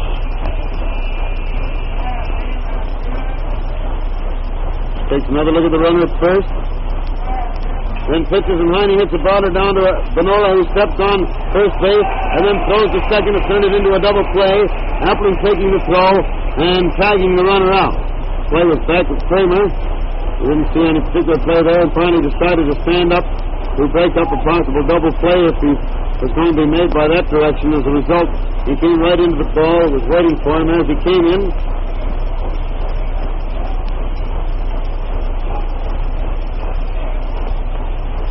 That makes it 2 out in the 8th, and Fox at bat takes the curveball wide for ball 1. 1 ball called. And the pitcher ready again, starts that swinging wind-up. Throws, and it's a ball. It's over the plate for ball 2. Too low. And the count is 2-0. 2 balls and no strikes on Fox.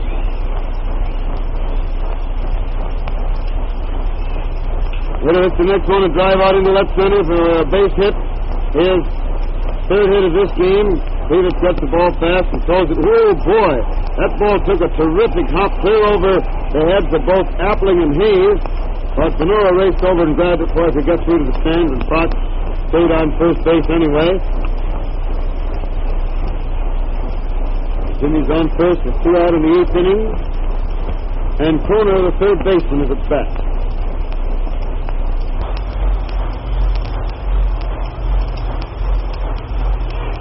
Kroner hits the next one at Bonner to Hayes. He got the toss to Appling at second base, and Fox is forced easily for the third out.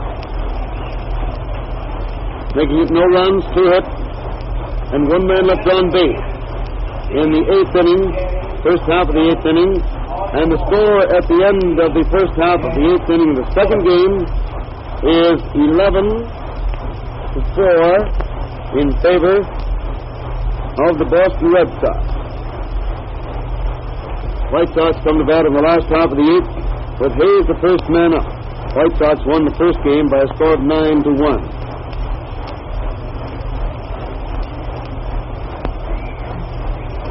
Farrell finishing his warm-up out there on the mound.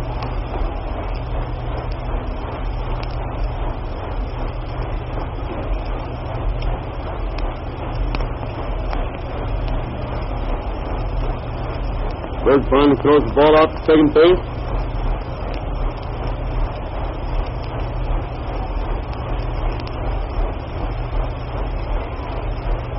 And we're ready to go in the last half of the 8th inning. He's at bat.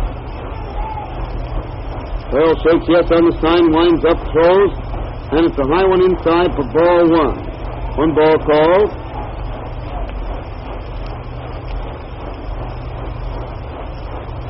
Throws again, and Jackie hits one down the right field line. It stays fair. It's going clear down to the corner, bounds out against the wall in left field, and he pulls up at second base as a long throw into the infield comes in from Cook way down at the right field wall. 2-base hit.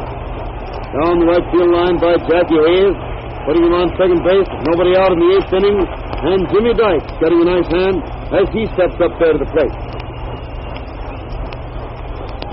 7 runs will tie it up. They've done it before. More than once. Dykes watches a slow one go by wide for ball 1. 1 ball called.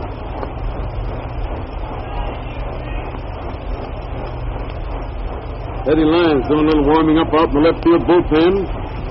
And there's a strike over the heart of the plate about waist high to make it 1-1. 1 ball and 1 strike on Dykes.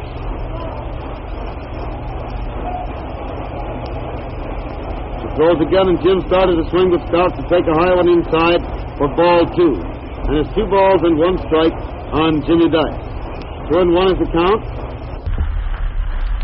And the next one is a wide one for ball 3. Making it 3-1. 3 balls and 1 strike on Dykes. 3-1 the count. Farrell ready again. And there's ball 4. It's inside and low, and Dykes gets a base on ball. So it puts White Sox runners on first and second. Nobody out in the 8th inning. And Frank Groove, White Sox catchers at bat.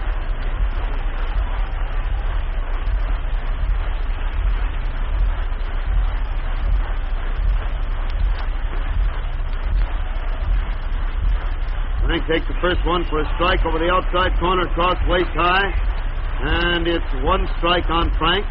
White Sox runners on first and second. Nobody out in the 8th inning. Boston leading 11-4, and there's ball 1, a curveball wide and low. So it's 1-1. 1 ball and 1 strike on Groove.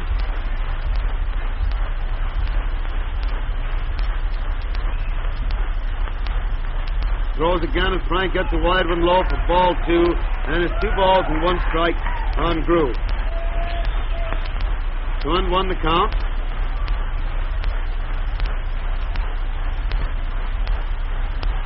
Frank swings the next hit, a ball into left center. Left fielder's coming in. The center fielder is also. Ball drops out there for a base hit. Little looping single into left center by Groove. Hayes scores easily.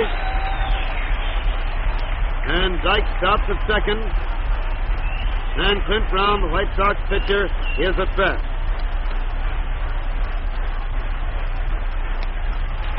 Well, it's a pretty fair hitter, and remember, there's practically no one else left to pinch hit, and they're still 6 runs behind. They're hardly going to take him out of there as long as they have any real tough hitter in there. He hits the first one for a high fly to right center. Right fielder's backing up under it, gets it, and it's 1 out in the 8th inning.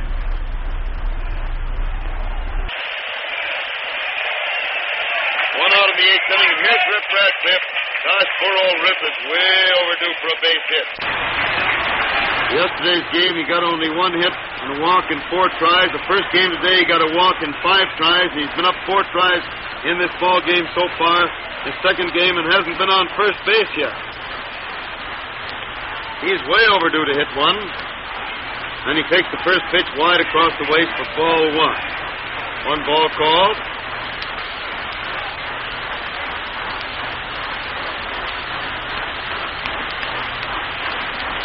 Throws once more, and it's a strike over the heart of the plate, waist high. So the count is 1-1. 1 ball and 1 strike.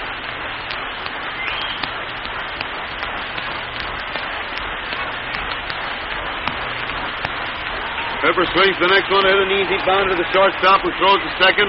Melillo throws the first, but Radcliffe beat that throw there. However, the man at second and Melillo were all tangled up because Grube slid in pretty hard to try to break up that play. The fielder baseman got the throw away all right, but couldn't make it because Radcliffe was down there a little too fast.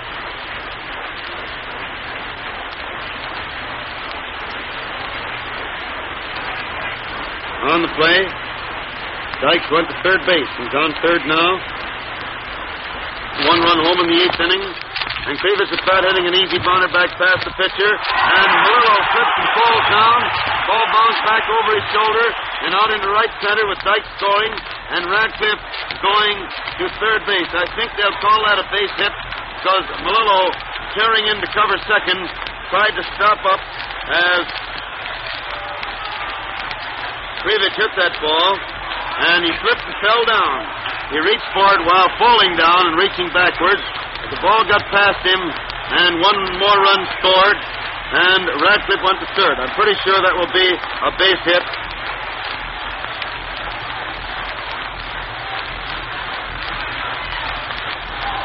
Yes, it is. That verifies it. Thank you, Eddie. And now the first pitch to Rosenthal is a strike over the inside corner. He hits the next, a long smash out deep left center. Kramer's after it. It's way over his head, going clear off the wall. Another run is in. Still another run coming in. Rosenthal is carrying to third base, and Coulter standing up. A triple to the wall in left center by Rosenthal, scoring 2 more runs. They never count these White Sox out of any ball game. They just won't be counted out. They're pulling up there within reach now, and the Red Sox have got a man warming up out there in the bullpen.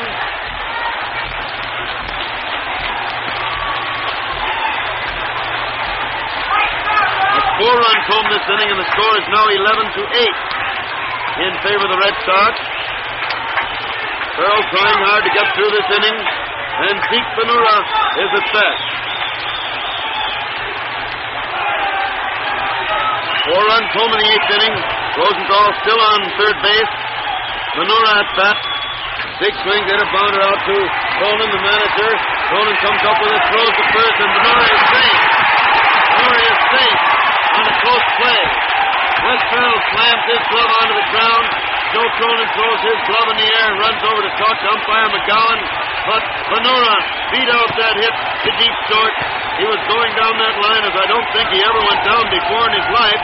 And Rosenthal scores to make the score now 11-9 in favor of Boston. He hit that ball to deep short. Cronin got it way back in there and threw, but Benura was going down that line, and how he was going down it. That's his 4th hit besides the walk in this game. How many did he have in that first game? He had 2 hits and 2 walks in the first game. 3 hits and 4 tries in yesterday's game, so I think he'd like to have these Red Sox stay here all the time. He had a triple in his first game of the series. So now we have Luke Appling at bat. Sonora on first base. 2 out. 5 runs home in the 8th inning. And Luke swings it an easy bounder down to Potts, who got the race for first base and beats Appling for the 3rd out. And Farrell in anger throws his glove clear over to the Boston bench, and the crowd's giving it to him as he walks in there. Oscar Millall turns around, says something to the umpire also as he walks off the field. But it ends that 8th inning, and what a rally that was. It pulls the White Sox right back in this ball game. They're right up there pretty close now. 5 runs, 5 hits, and 1 man left on base. In the last half of the 8th inning, and they batted completely around in that inning. The score at the end of the 8th inning is 11-9 in favor of the Boston Red Sox. At the end of the 8th inning of the 2nd game, the White Sox won the first game 9-1. Cronin's going to be the first man at bat in the 9th inning for the Red Sox. He walks out there, says something to Herb Pennock coaching, and tosses the bat aside as he walks slowly up the plate. Don't forget to stop in, get your request card on the way home tonight for that weekend drive for your 1936 Texaco scorebook. The book is easily obtained. It has a complete, illustrated, and explained scoring system in it, with space, official blanks, 17 games, pictures of the Sox and Cubs, the rosters, and a lot of information. Just ask for a request card, fill it out, stamp it, and mail it, and you'll get your book. Now here is Cronin at bat, taking the first pitch wide across the plate for ball 1. 1 ball called.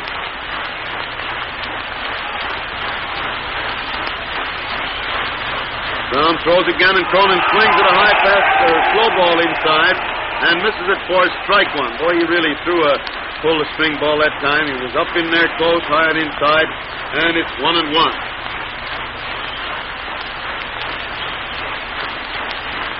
Throws again, and Cronin takes the ball wide and low, and so it's 2-1. 2 balls and 1 strike on Cronin. Brown goes back to use the rosin bag, walks slowly out there as Grube gets another ball for him. Comes back onto the mound, is ready to pitch again. He's winding up. Throws, and Cronin swings it a high fly to right field. Krivich is coming in, but Hayes is waving him away and makes the catch out back to first base for the first out of the 9th inning. 1 out of the 9th inning for the Red Sox. And Cook, Dusty Cook, the right fielder, is at bat.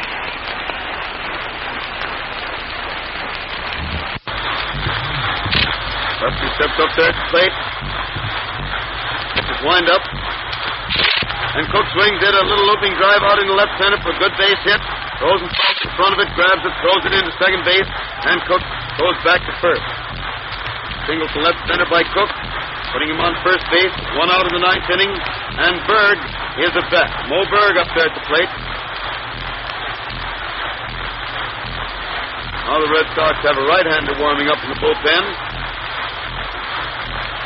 Wilson again. Runners on the go with a pitch, and Berg hits the ball back through the box, and Appling gets it near second base, throws to first, getting the runner for the 2nd out, but Cook gets to second base on that infield out. And it brings Wes Farrell to bat, and of course he's getting a bit of a raw spray as he walks up there to the plate. He was really mad out there a minute ago, wasn't he? And makes it 2 out in the 9th inning. And Cook on second base with Wes Farrell at bat. Don keeps watching second base, finally throws, and Wes takes a wide one across the chest for ball 1. Big Miller's running out the bullpen now. Something or other.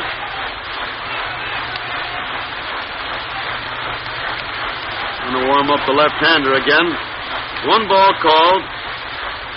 And the hitter swings the ball, the next one into the stand to the right of the plate, making it 1-1. 1 ball and 1 strike.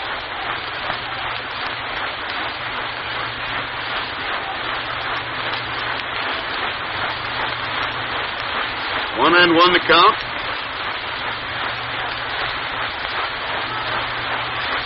called time down there because Miller, in warming up, throwing the ball back to pitcher, he was standing talking to the other warm-up catcher down there, Coach Daly, and then he turned and threw wildly to the pitcher, and the ball went out into right field. Now West hits a high fly, going foul down back at first base. Benora's tearing over there to the dugout and makes a nice running catch. A very pretty play because he had to tear down right in front of the bat to make that on the dead run. And he was gambling on everything there. He wasn't fooling, and he made a nice play on it. And Benora got Farrell's foul for the third out. So it's no runs, one hit, one man left on base. In the first half of the ninth inning, and the White Sox come to bat in the last half of the ninth inning of the second game, with the Red Sox leading 11-9. First White Sox hitter will be Hayes, who doubled to open the eighth inning and started the Sox on their way to their 5-run rally. This broadcast of the White Sox-Boston game comes to you direct from Comiskey Park, the home of the White Sox of Chicago, as a presentation of your neighborhood Texaco dealer, distributor of Texaco Fire Chief Gasoline. The broadcast comes to you with the permission of the White Sox and the Red Sox. Stimulate interest in our national game and in your own local baseball team.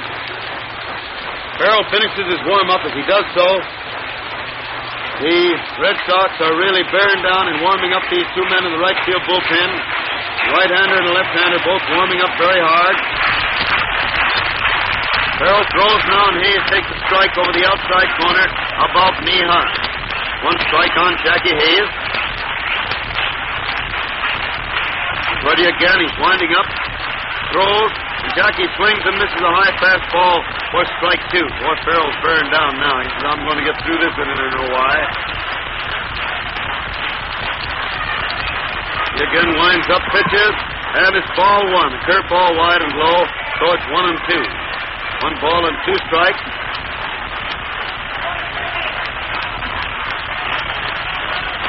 Ready again, throws. And Jackie drives the ball hard out to right field. Right fielder makes a dive for the ball, can't get it. Hayes is going to second base. Right fielder comes in and gets it, throws it fast, Cronin saves it. But Jackie slides into second base, making a 2-base hit on it. Same as he opened the other inning. Pretty sure that's what it'll be, because the right fielder tried for a shoestring catch, managed to block the ball but couldn't hang on to it. Now Farrell comes in to talk to Bird. And he turns and walks off the field. Farrell is walking off the field. Cronin in talking to Bird. And West is all through. And the new pitcher, a right-hander, is coming into the game. Wilson coming in.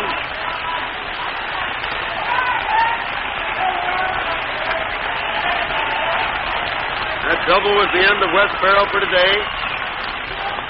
And Wilson, who's been warming up there in the right field bullpen, is coming in now to pitch.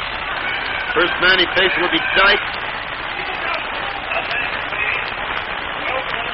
Wilson is the pitcher. Wilson is announced as the pitcher.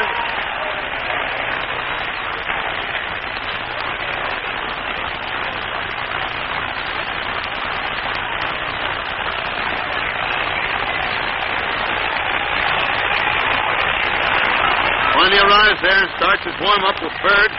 Jimmy Dyke standing down here talking to umpire Hubbard at the plate.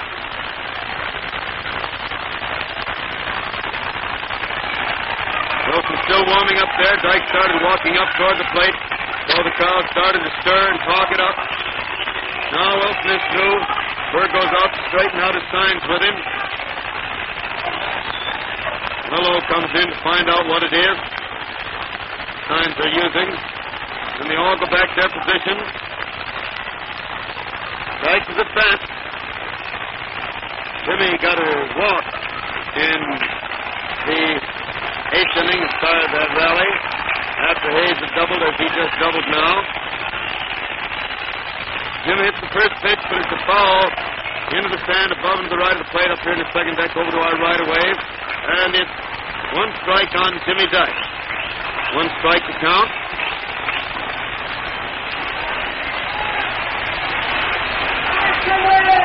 Wilson waits there for the sign again, has it. And it's strike 2, a fastball over the inside corner about waist high.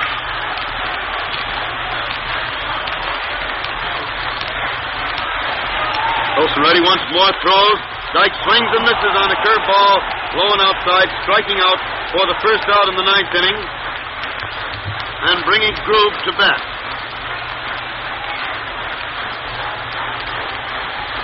Wilson got Jimmy that time on that hook curve.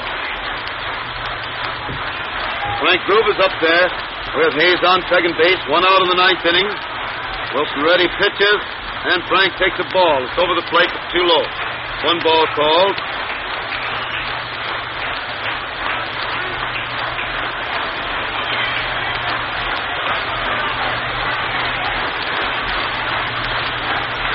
She throws again, and Groove takes a strike over the inside corner, waist high, and it's 1 ball and 1 strike on Groove. 1-1. Hayes on second base, 1 out in the ninth inning. Groove at bat. Score 11-9 in favor of the Boston Red Sox.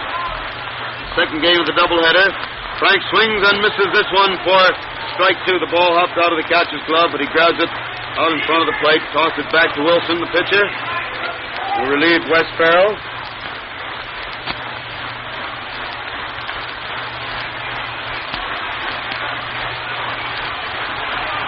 Ready once more, throws, and Groove also goes after a wide hook curve and strikes out for the second out in the ninth inning. Now Tony Pyatt is going to bat in place of Brown. Pyatt batting for Brown, the pitcher.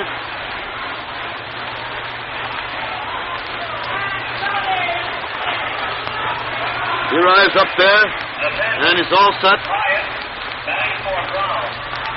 The shortstop, Cronin, came in to see his pitcher, talked to him for a second. Now they're all set out there again. Wilson pitches and Pyatt swings and misses a fastball for a strike. Boy, if he should strike him out, you'd really call that a masterful job of relief pitching.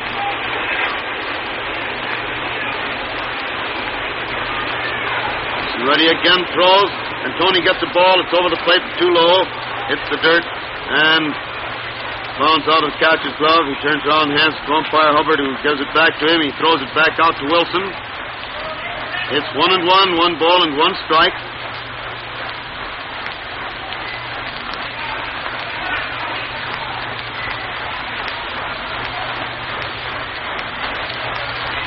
Now there's another strike over the inside corner above the knees. Tony stepped away from it, but it came over the plate anyway. So it's 1-2, 1 ball and 2 strikes on Pyatt.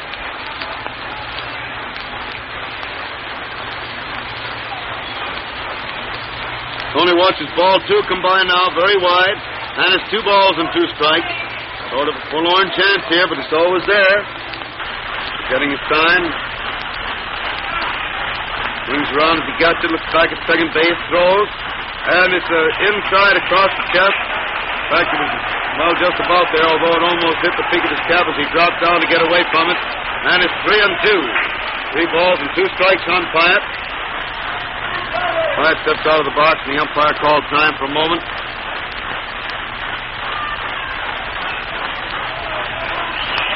He watches second base, throws, and Pyatt twists away to take a ball inside and get the base on ball. Well, that brings Rip Ratcliffe to bat. The Ripper has gone hitless all afternoon. 2 long ball games. A fellow who has been having a great run in his batting for the last several weeks, but hasn't had a base hit today. Been on base just once in this inning, and that was after he forced Luke Sewell out in the 8th inning. Got on base and eventually scored a run. Wilson stands there with his hands on his hips, watching the plate, getting the sign to pitch the first one to Radcliffe. As he signs, throws, and the Ripper takes a good strike over the heart of the plate, waist high. Apparently he wanted to take a look at what this fellow had, get his eye on it before he started to swing.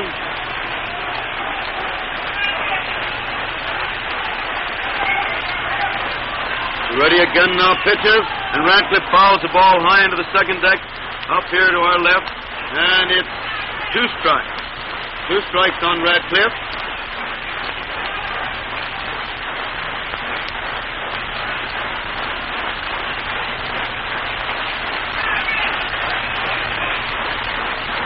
Wilson finally has the sign again. He's ready. Pitches. And Rip jumps away. The ball bounces back to the stand. Runners are going to second and third. Hayes makes the turn, but Berg gets back there fast enough to get the ball. And it's a wild pitch which puts the runners on second and third.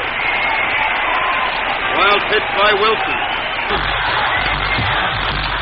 Now, umpire Ormsby suddenly calls time. Boys ask for him to look the ball over because it had been handled by about 6 different fellas out there. Ormsby can't find anything wrong with it, so it goes back to the pitcher. See, that ball had hit the dirt, bound to clear back to the stand. 1-2 now, 1 ball and 2 strikes on Radcliffe. White Sox runners on second and third with 2 out in the ninth. And Ripper gets ball 2. It's wide across the waist, and it makes it 2-2. 2 balls and 2 strikes.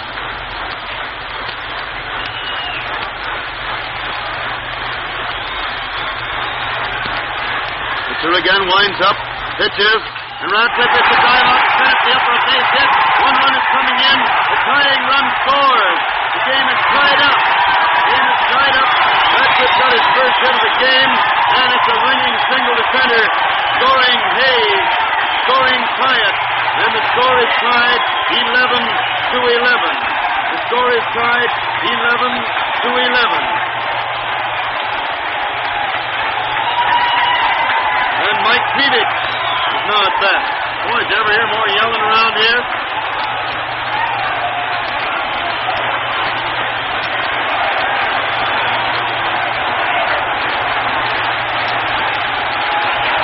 Now Peavich is up there at the plate with a runner on the go on the first pitch, and Radcliffe is safe. He's safe at second, slid in hard, and apparently he hurt Cronin. Cronin, who took the throw, is on the ground there. Radcliffe starts to pick him up. Joe picks himself up. But the umpire had called Rip out, suddenly changed and called him safe when he saw the ball roll away from Cronin. And so the tying or winning run is now on second base. With 2 out, 2 runs already home in the ninth inning, and Peavich at bat with a count of 1 ball.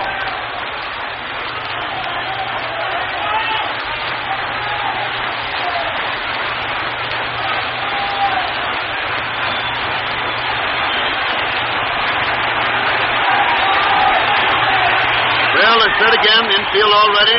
Apparently they're going to walk Peavich. Yes, they're going to walk Peavich on purpose. Rather have a man there in fourth place possible. And there's ball 4, and he gets it. That play on Radcliffe was ruled as a stolen base, even though the umpire had to change as he followed the course of the ball. Now the White Sox have runners on first and second, and they're 2 out, 2 runs home in the ninth inning. Rosenthal at bat. White Sox are warming Shalini up in the left field bullpen.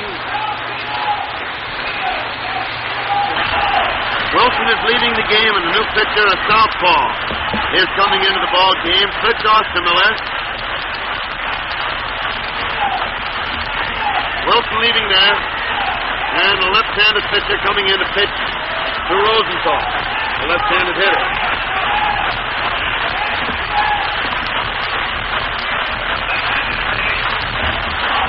There's the announcement. Ostermiller's the pitcher.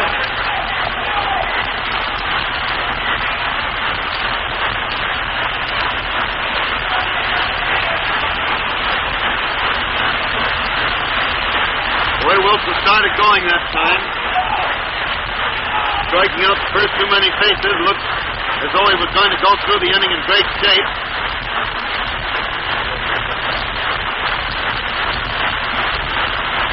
And after a little conference out there between Cronin, the catcher, and pitcher, Berg starts back behind the plate. And Rosenthal standing there talking to Zeke Manura.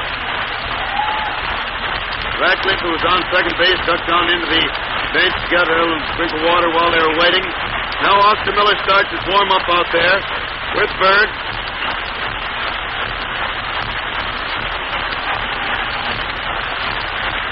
And he's still finishing the warm-up.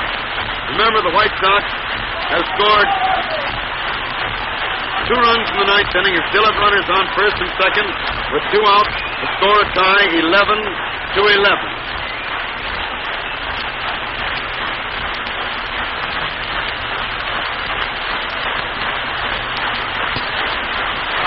Austin Miller still going through those warm-up paces.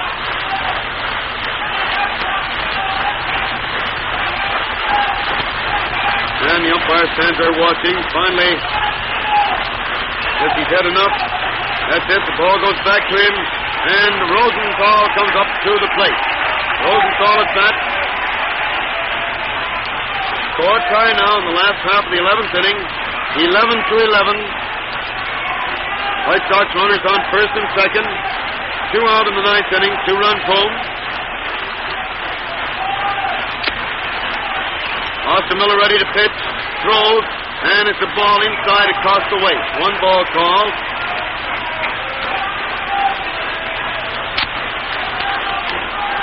Ready out there again. Use the rosin bag for a moment. Digs in on the mound. Ready to pitch. Let's another look out there. Pitches. And it's ball 2. It's wide and low. And the count is 2-0. 2 balls and no strikes on Rosenthal. Austin Miller waits out there again. Slaps the ball into the glove a couple of times. Then steps onto the slab, watches the plate. Pitches, and it's ball 3, wide across the waist, and it makes the count 3-0. 3 balls and no strikes on Rosenthal.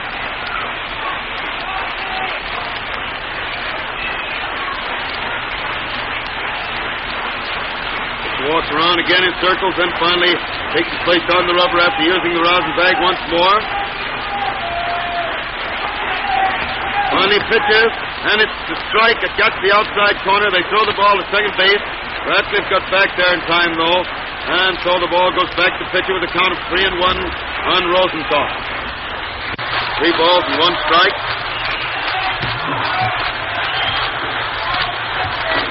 Ready out there again. Austin Miller takes a look back at second, pitches, and it's ball 4 inside, and Rosenthal gets the base on ball.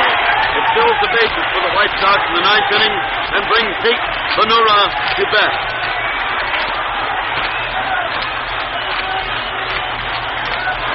Bases full with Benura at bat. Cronin comes in now to talk to Austin Miller, trying to encourage him to get that ball in there. But there's the one that counts. They got to get this man out of there.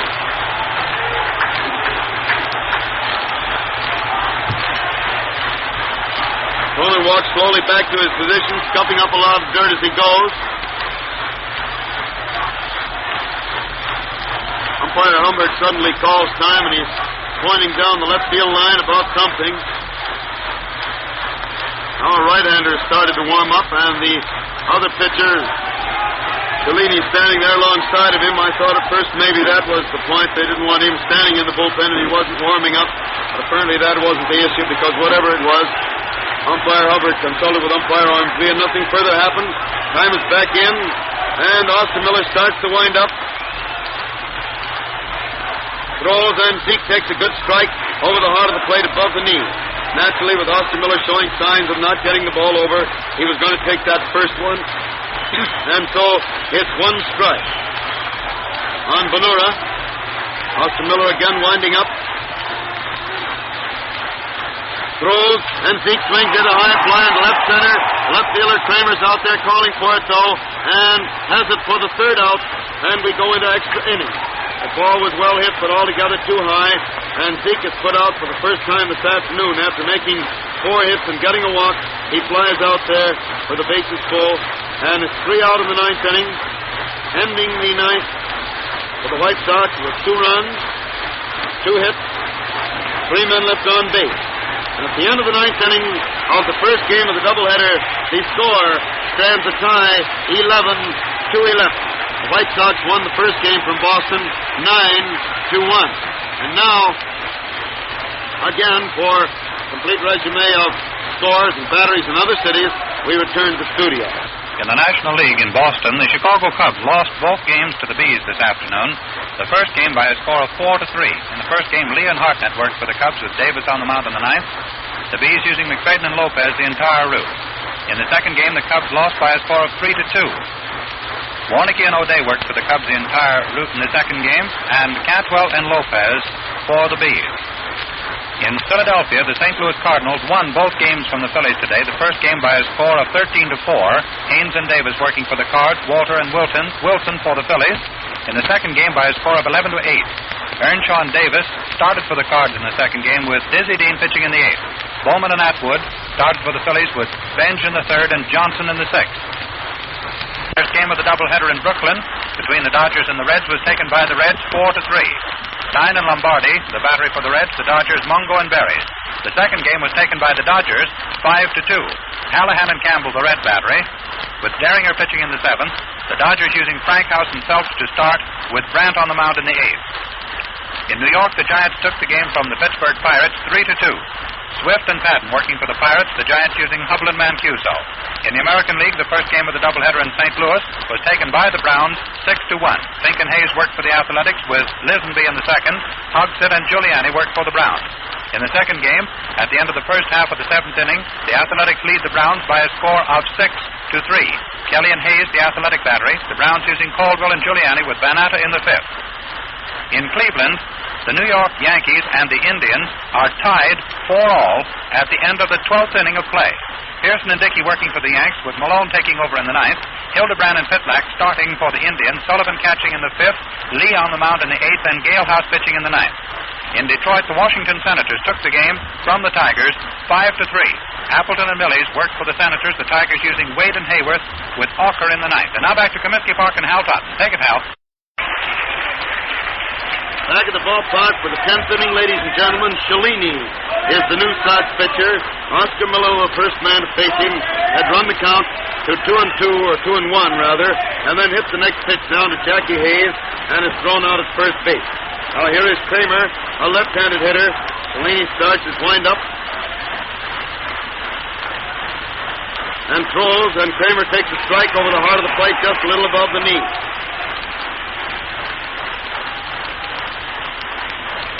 One strike on Kramer.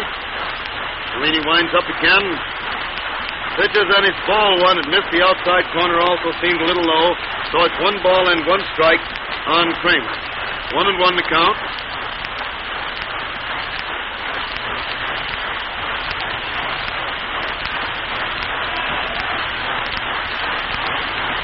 Ready again. It's winding up. And throws. And the hitter swings, hit a bounder. Appling comes over to his left, gets it, throws the first. Kramer is out for the second out of the 10th inning. And it's a 2 out of the 10th inning for the Red Sox. And Heine Manush, another left-handed hitter, steps up there. Bill Dietrich is keeping warm in the left field bullpen for the Sox, because they've got Cellini in there to pitch to these left-handed hitters. The next after Manush is a whole lineup of right-handed swingers. Cellini winds up, pitches, and it's a curveball wide and low. In fact, it broke almost straight down, and it goes for ball 1. 1 ball called.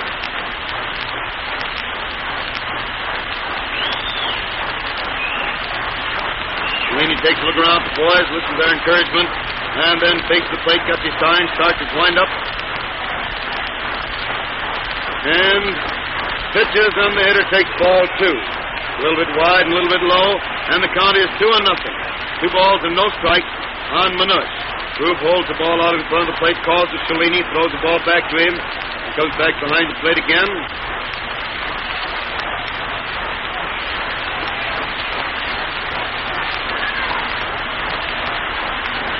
Winding up.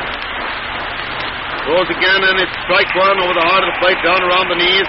Manush let it go by, and the count is 2 balls and 1 strike. 2-1 on Manush. Cellini winding up again. Pitches, and the hitter swings, hit a foul down past first base for strike 2. Ball wasn't fouled by more than about a foot. It hit pretty hard, but he got away around on it. So it's 2 balls and 2 strikes on Manush. 2-2 the count.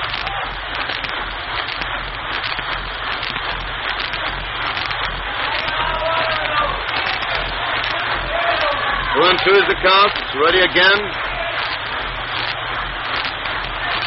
Winds up once more. Throws and the hitter swings, and it's another foul on the ground to the right of the plate. It's still 2 balls and 2 strikes on Manush.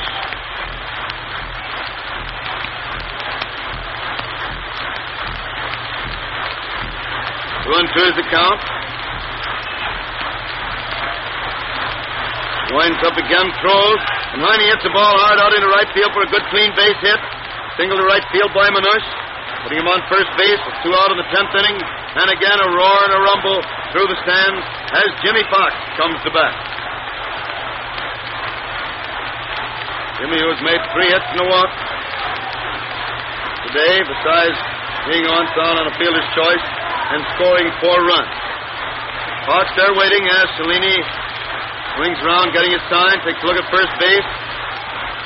Pitches, and Fox takes a strike over the heart of the plate a little below the waist. 1 strike on Jim.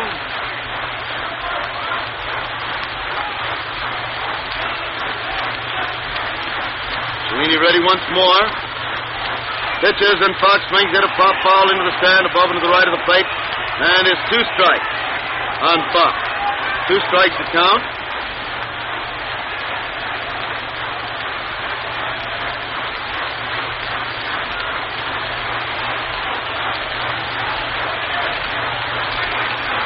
Again, Cellini has the sign, pitches, and Fox hits 1 foul down past third base.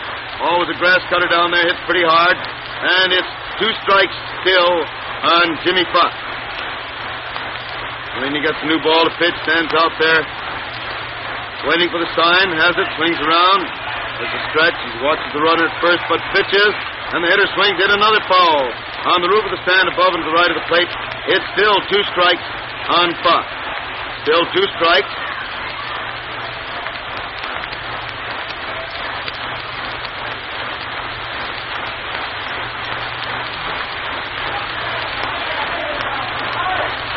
Ready again, throws, and there's the first ball. A fast one inside just above the knees to make it 1-2. 1 ball and 2 strikes on Fox. Cellini goes over, picks up the rosin bag, drops it, walks slowly back onto the slab. Swings around ready. Pitches, and Fox swings in an easy bounder right back through the box. Hayes gets the ball, flips it to Appling, and Manush is forced out at second base for the 3rd out in the 10th inning. No runs, 1 hit in the 10th inning for the Red Sox. 1 man left on base. And the score is still a tie, 11-11, as the White Sox come to bat in the last half of the 10th inning of the 2nd game of the doubleheader. White Sox won the first game 9-1.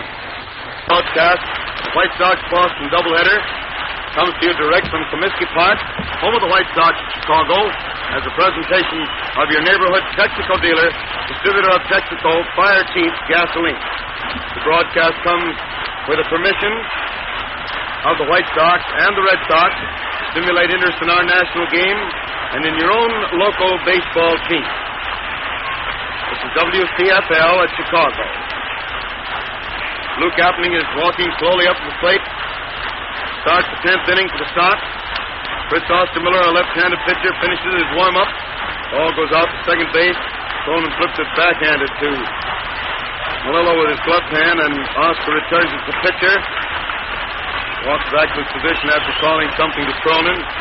And Ostermiller steps on the slab, ready to pitch the first one to Appling. He's winding up. Pitches, and Luke swings to foul the ball over the roof of the stand above and to the right of the plate, way up almost as far out as first base. And it's 1 strike on Appling. 1 strike to count.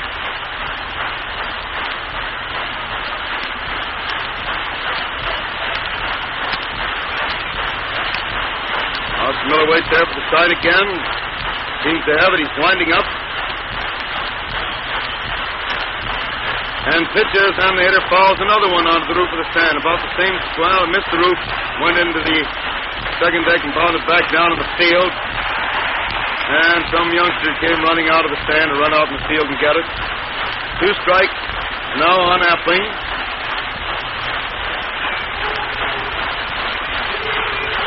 Two strikes to count. It's ready again. Winds up. and throws, and Luke swings in a high fly into left center. Center fielder's racing back. He's under it and has it, and it's 1 out in the 10th inning. 1 out in the 10th inning for the White Sox, and Jackie Hayes, who started both of the big rallies in the 8th and the 9th with doubles, steps up there and gets a nice hand from the fan. Hayes at bat. It's 1 out in the 10th inning.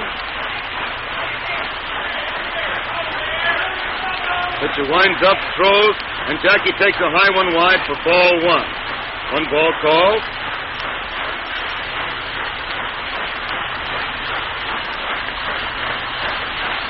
Pitch again, winding up. Throws, and Jack fouls this one high into the second deck above and to the right of the plate for the first strike. And it's 1 ball and 1 strike on Hayes. Quite a scramble for that ball up there, and got the big laugh out of the crowd here in the stand. 1-1 is the count with the pitcher ready again. He's winding up and throws, and Jackie swings at the high fly to short left field, but the left fielder's coming in and makes the catch for the second out. And makes it 2 out in the 10th inning for the White Sox. And Jimmy Dykes is at bat. Dykes up there at the plate.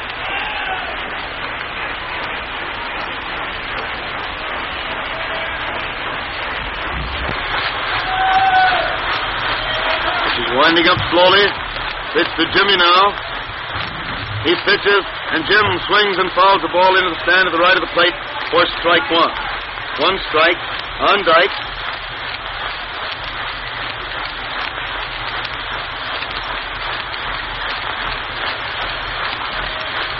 He waits there again, has the sign. Winding up. Pitches, and it's a strike 2, a pretty one over the outside corner down around the knees, and it makes it 2 strikes on Jimmy Dykes. 2 strikes to count. Here again winds up, throws, and Jim swings and misses, striking out for the third out in the 10th inning, and we go on to the 11th. Jim's had no fun in these 2 rallies. He walked to score in the 8th, but in the 9th he struck out, and here in the 10th he also struck out, just when he wanted to do some real serious damage. So it's no runs, no hits in the 10th inning for the White Sox, and so we go into the 11th inning of the second game. The score is still a tie, 11-11. No matter how carefully oil is refined, its usefulness can be greatly impaired if outside contamination takes place. That's why new Texaco is brought to you in refinery-sealed cans. The can is your protection, as the motor oil which goes into the crankcase of your car is the full-bodied, tough, lasting new Texaco motor oil which left the refinery. First man at bat in the 11th inning for the Red Sox is Kroner, Johnny Kroner, the Boston third baseman. Stands there at the plate waiting. Cellini winds up and throws, and Johnny swings and misses the curveball for strike 1.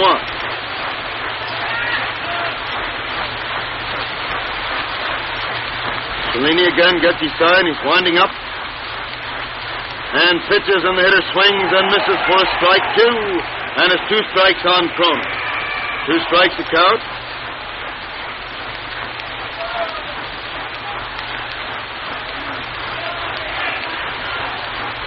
Ready again, he's winding up.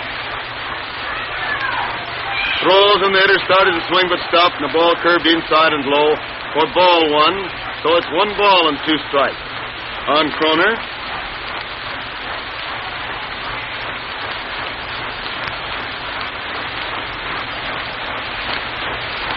One and 2. Sweeney taking it easy out there, rubs that ball up a little bit, now winds up. And pitches, and the hitter fouls one into the stand to the right of the plate. It's still 1 ball and 2 strikes on Kroner. 1 and 2.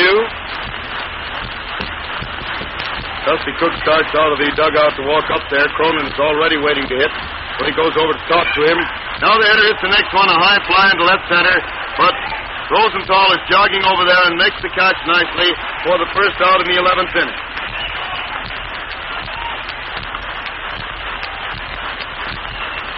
One out in the 11th for the Red Sox. And Joe Cronin is at bat. Joe Cronin, the manager and shortstop. Some of the crowd wants to give him a little bit of a barrage, Barry, but that's all right. He can take it. Delaney winds up, pitches. Cronin swings and fouls the ball back to the screen for a strike.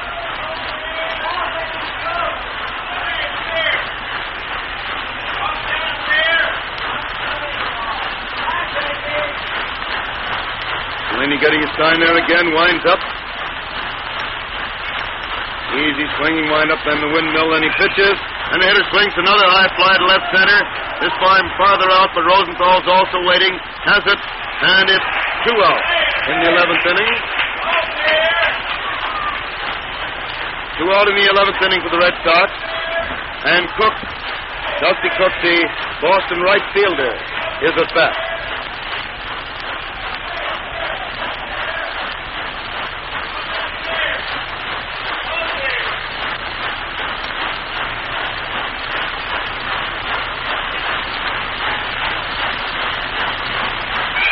Hitter swings and fouls the first one back against the stand above and to the left of the plate, and it's strike one.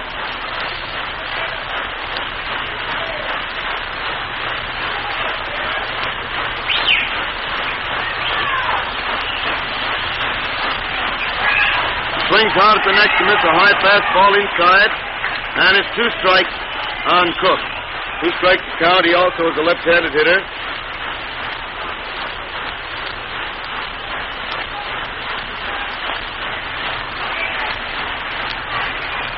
Two strikes to count, but he throws again, and Cook swings and misses a slow curve, striking out for the 3rd out in the 11th inning. So it's no runs, no hits in the 11th inning for the Red Sox. And the score remains a tie, 11-11, as the White Sox come to bat in the last half of the 11th inning of the second game after winning the first game 9-1. Sox won the first game 9-1. The second game is a tie, 11-11, in the last half of the 11th inning. First White Sox hitter, Frank Grove. The White Sox catcher, Oscar Miller's out there on the mound to start his warm-up. Well, boys, the little old Pansies have had lots of things to say today. Last 2 doubleheaders, in fact. Well, the way these White Sox can scrap their way around this league. Grove is getting a hand as he walks out of the dugout and up toward the plate.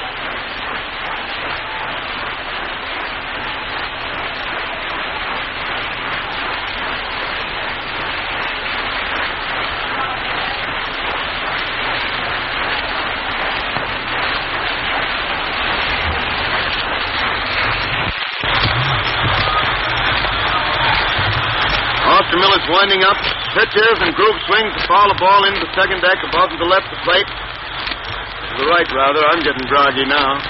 1 strike on Grove. Said a lot of words today, Georgie. We've been rolling them out. 1 strike to count. It's ready again. Winds up, pitches, and it's a high one wide for ball 1, making it 1 ball and 1 strike on Grove. 1-1 the count. Again starts to wind up. Throws, and it's a high one wide for ball 2. So it's 2 balls and 1 strike on Grove. 2-1.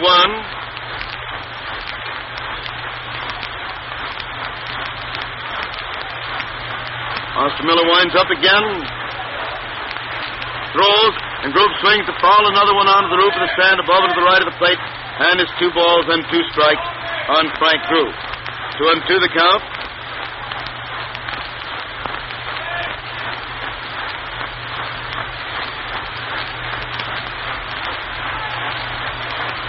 To the count. She winds up again. Throws, and Frank swings and misses a high fastball inside, striking out for the first out in the 11th inning, and bringing Cellini, the pitcher, to bat, and he's getting a swell hand as he walks up there toward the plate. Cellini at bat with 1 out in the 11th inning.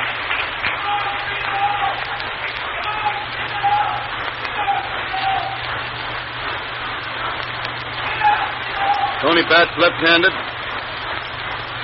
As he pitches, Oscar Miller winds up, throws, and he swings hard to miss a high fastball inside for a strike. One strike on Cellini. Throws again, and it's a strike two, a fastball over the heart of the plate, waist high, to make it 2 strikes on Cellini. 2 strikes to count. There's strike 3 over the heart of the plate, down around the knees. He backed away, didn't make any attempt to go after it, and he's called out on strike for the second out in the 11th inning. And Rip Radcliffe, who saved his only hit so far this afternoon to drive in the tying run from the 9th, is up there at the plate with 2 outs in the 11th inning. He winds up, throws the first one, and it's a fast strike over the heart of the plate, waist high. Oscar Miller isn't fooling now at all. He struck out the last 3 men to face him.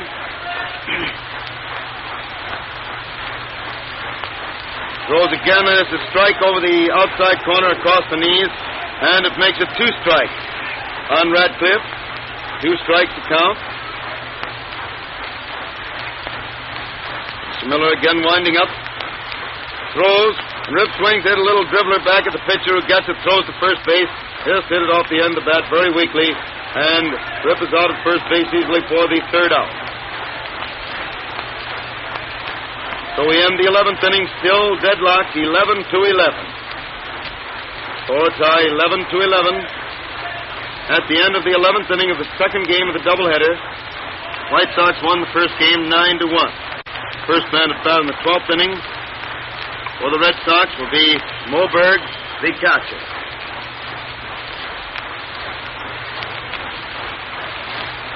The next time you stop at your Texaco service station, ask the operator for Marfax.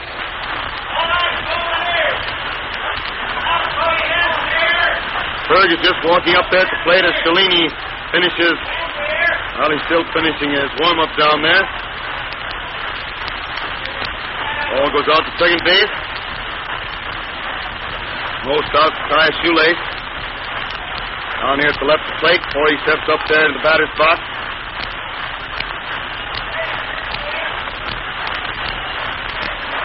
So Tony walks back onto the back of the mound. Berg walks slowly up there at the plate. Cellini, his name is Italo, you know, Cellini, but the boys call him Tony. He says he likes that for a nickname. Throws the first one, and Berg hits a long drive to center field, but Rosenthal's waiting there for it. Has it. Ranges over into left center to get it. And it's 1 out in the 12th inning. 1 out of the 12th inning for the Red Sox. And the next man up there is Oscar Miller, the pitcher who is also getting a nice hand from the fans because he's been doing some very nice relief work. Really fine pitcher. Cellini winds up. Throws, and Oscar Miller swings, hits a high fly in short right field. Hayes is going back, calling for it. Makes the catch back there, and it's 2 outs. Jackie had to twist around suddenly to get that ball because it didn't blow the way he expected, but he made the catch, and it's 2 out in the 12th inning with Melillo at bat.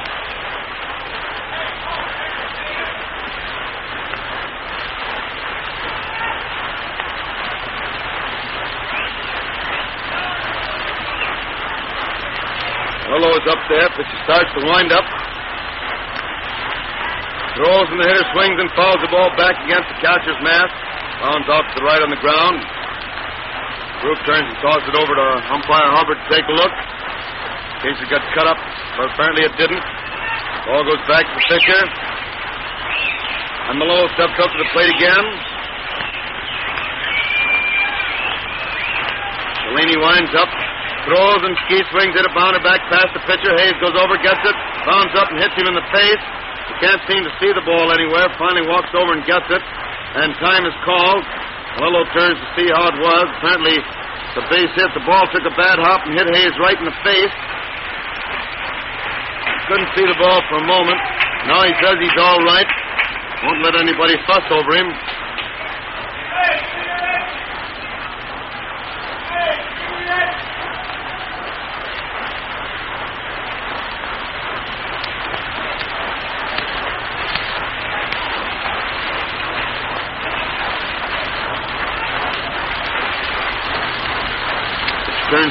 first base. Kramer's at bat, and runner got back to first all right.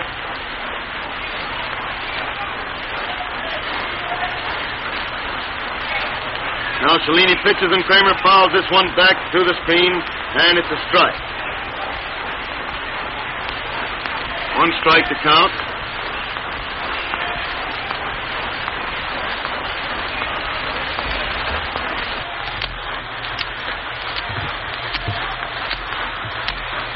Cellini throws again and again with the runner on the go. Kramer hits the ball hard back through the box. The second baseman knocked it down, and Appling grabs it and threw to first, but still too late. Boy, Hayes made a wonderful play on that ball.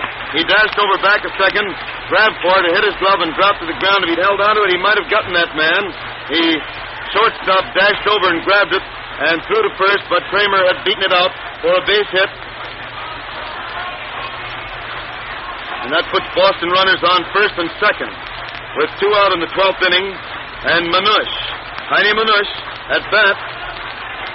Kid's got to pitch hard now. Cellini throws and Heine gets the ball. It just barely missed the outside corner above the knees. Pretty close there. And umpire Hubbard lifts his hands to indicate it was too low. Ought to have been higher to be a strike. 1 ball called. Pretty sure it was over that corner. Cellini stretches, looks back at the runner's pitches again, and the hitter hits a long foul way down the right field line, back in the seats, back of the foul line, and it's 1 ball and 1 strike on Manush. 1-1 the count. Cellini throws again, and Heine hits the ball hard to left field, but Ratcliffe's in fast, gets it, and it's 3 out. Line drive to left field. Ripper was playing in close. He apparently figured that out ahead of time and was playing in close and came dashing in to grab that line drive for the 3rd out.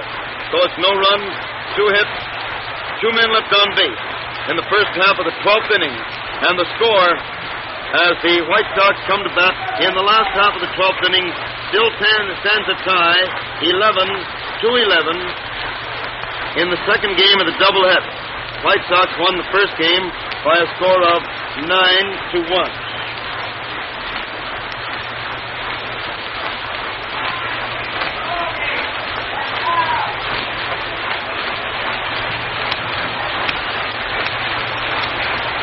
Krivich is walking out there to start off this inning now.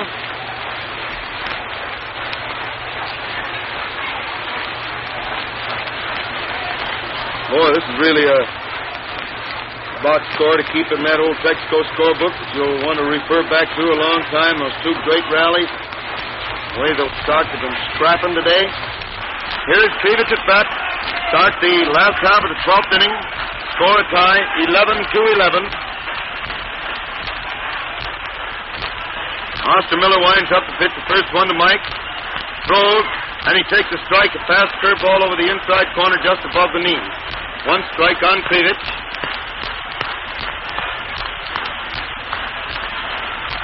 He winds up once more, throws, and Mike takes a fast one inside for ball 1 to run the count to 1-1. 1 ball and 1 strike on Krivich.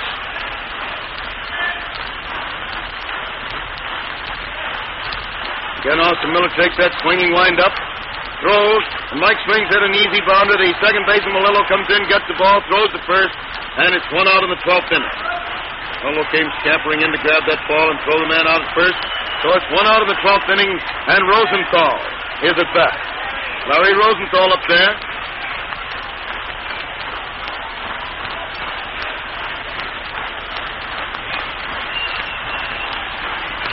Winds up to pitch the first one to him. Throws, and it's a good fast strike over the outside corner knee high. Boy, this fellow isn't wasting anything. He really lays that ball in. Fritz winds up once more. Throws, and Larry fouls the ball back into the second deck in front of us over to the right a little. And it's 1 strike, or 2 strikes now on Rosenthal. 2 strikes on Larry at bat with 1 out in the 12th inning for the White Sox. Open up. Ostermiller winding up again, throws, and the hitter swings a foul. Another one back toward us, but yeah, it lands down in front of us also. For a second I thought it was going up on the roof, but it didn't. And it's still 2 strikes on Rosenthal.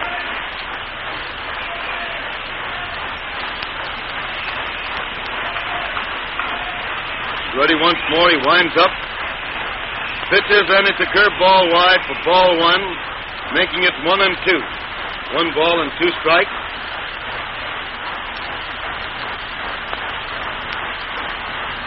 One and two. And he hits the next one, a line drive out to right center. It's going out there pretty good. Around first base, on his way to second. Ball is fielded by Cook. He throws it in fast, and Rosenthal is on second base. A flashing double to right center by Rosenthal puts him on second base with 1 out in the 12th inning. And Zeke Benura at bat.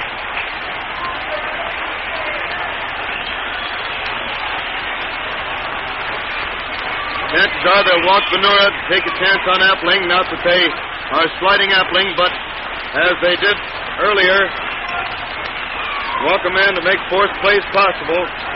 It often works out to your advantage. What they did in the case of Krivich in the 9th inning. Yeah, they're going to walk him. Of course, the crowd yells. They don't like that very much, but all there is to do. There's ball 3-2. All three will be coming up right away. And then it'll be up to Appling. There's the third ball.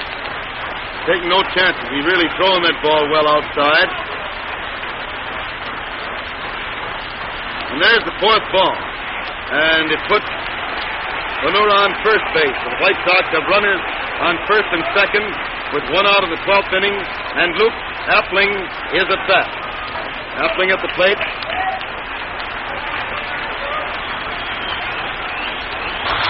He looks at second base and throws, and Luke takes the ball. It's over the plate, but too low. 1 ball called on Appling.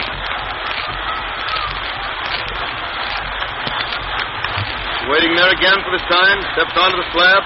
Looks at his catcher. Now he's ready to pitch. Pitches, and it's ball 2 inside across the knees, making it 2-0. 2 balls and no strikes on Appling.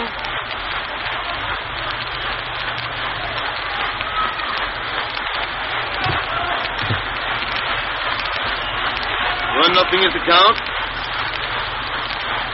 And there's a strike, a fastball over the heart of the plate, waist high, and the count is 2-1.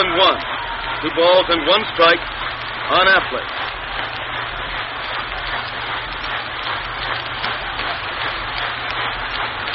So again leans over to get the sign. He's ready. Pitches, and Luke swings it a foul down past first base. It's 2-2. Mel Almada was running down to the bullpen. Turned around and fielded that ball as it was bounding off the front of the stand. Keeps on down to the bullpen. Warming up a little down there. Apparently going in to take somebody's place or to pinch hit. Unless they get around that far, but I think he just, in case he may go out here, take somebody's place in the outfield. Manush probably. The hitter hits the next one. A line foul. Bounds into the Boston bench, and the boys start to wave flags down there. White flags of truce. Waving towels at the hitter to say, don't pick on us, we're back here. 2-2 is the count. 2 balls and 2 strikes on Appling.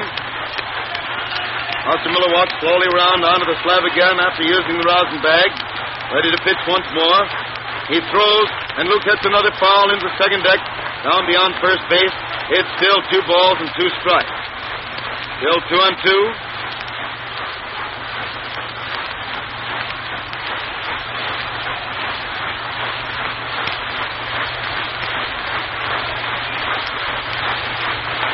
He walks slowly back onto the slab again after talking to Joe Cronin. Drops the rosin bag to his feet. Steps onto the rubber. Watches for his sign. He's ready. And pitches. And Appling fouls another one into the second deck above first base. It's still 2 balls and 2 strikes on Luke Appling, who's batting for the White Sox in the last half of the 12th inning with a score of tie, 11-11. White Sox runners on first and second with 1 out. White Sox won the first game 9-1. Game tied up at 11-all in the last half of the 12th inning.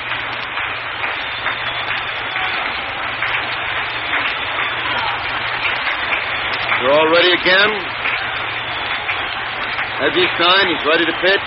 Pitches, And Luke hits the ball hard out to Fox, who grabs it, races for first base, beats Appling. The runner's going to second and third. Fox got that hard smash by Appling and raced to first base to beat him for the second out, putting White Sox runners on second and third. And Jackie Hayes at bat. Again, Cronin is over conferring with Ostermiller.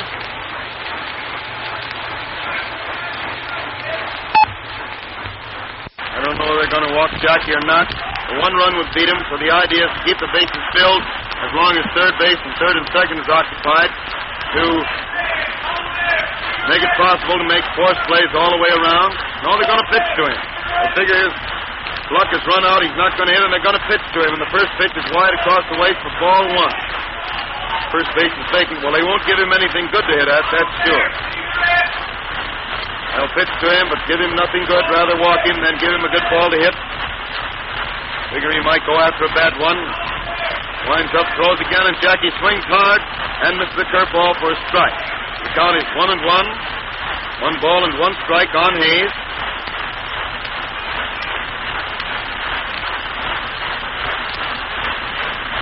Ostermiller waits there again. As he's signed, he's winding up. Throws, and Hayes hits the ball out to right field for a base hit, and the Sox win 12-11. Right fielder got the ball and threw it wildly in, but the pitcher gets it and sticks it in his pocket. A single to right field by Jackie Hayes wins the ball game. Hayes started the 2 rallies that resulted in tying the score in the 8th and 9th innings, and then drove out the winning hit now, a single to right field, which scored Rosenthal from third base and wins the game for the Sox by a score of 12-11.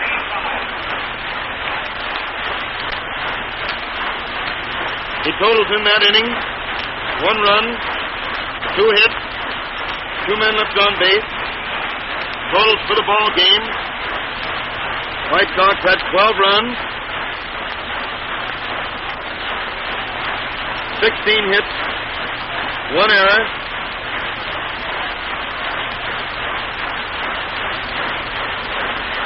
And the number of men left on base, 13 men left on the bases. The Red Sox had 11 runs, 22 hits, 1 error, and they had 10 men left on the bases. Fortunately, neither error had any part in the winning of the game. The winning time of the game was 3 hours and 7 minutes. The winning pitcher is Cellini. The losing pitcher, Ostermiller.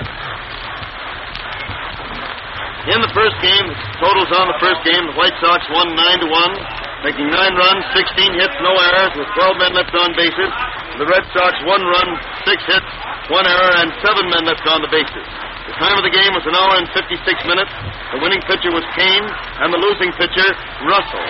The second game, the White Sox made 5 runs in the 8th inning and 2 in the 9th to overcome 10-run lead that the Red Sox had piled up. They'd been leading them first 11-1, then 11-3, then 11-4.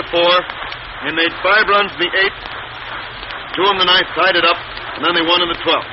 The total, the Sox had 12 runs, 16 hits, 1 error, 13 men left on base. The Red Sox, 11 runs, 22 hits, 1 error, 11 men left on the bases. Winning pitcher, Cellini. Losing pitcher, Ostermiller. And if I'm not mistaken, this double victory moves the White Sox into 3rd place in the American League standings. 2nd place next, my friends. 2nd place next. The White Sox will be out of town playing in St. Louis tomorrow, and we will broadcast that game from a wire report starting about 5 minutes to 4, Chicago time. And speaking for George as well as myself, Hal Totten bids you good afternoon from Comiskey Park, and we return to the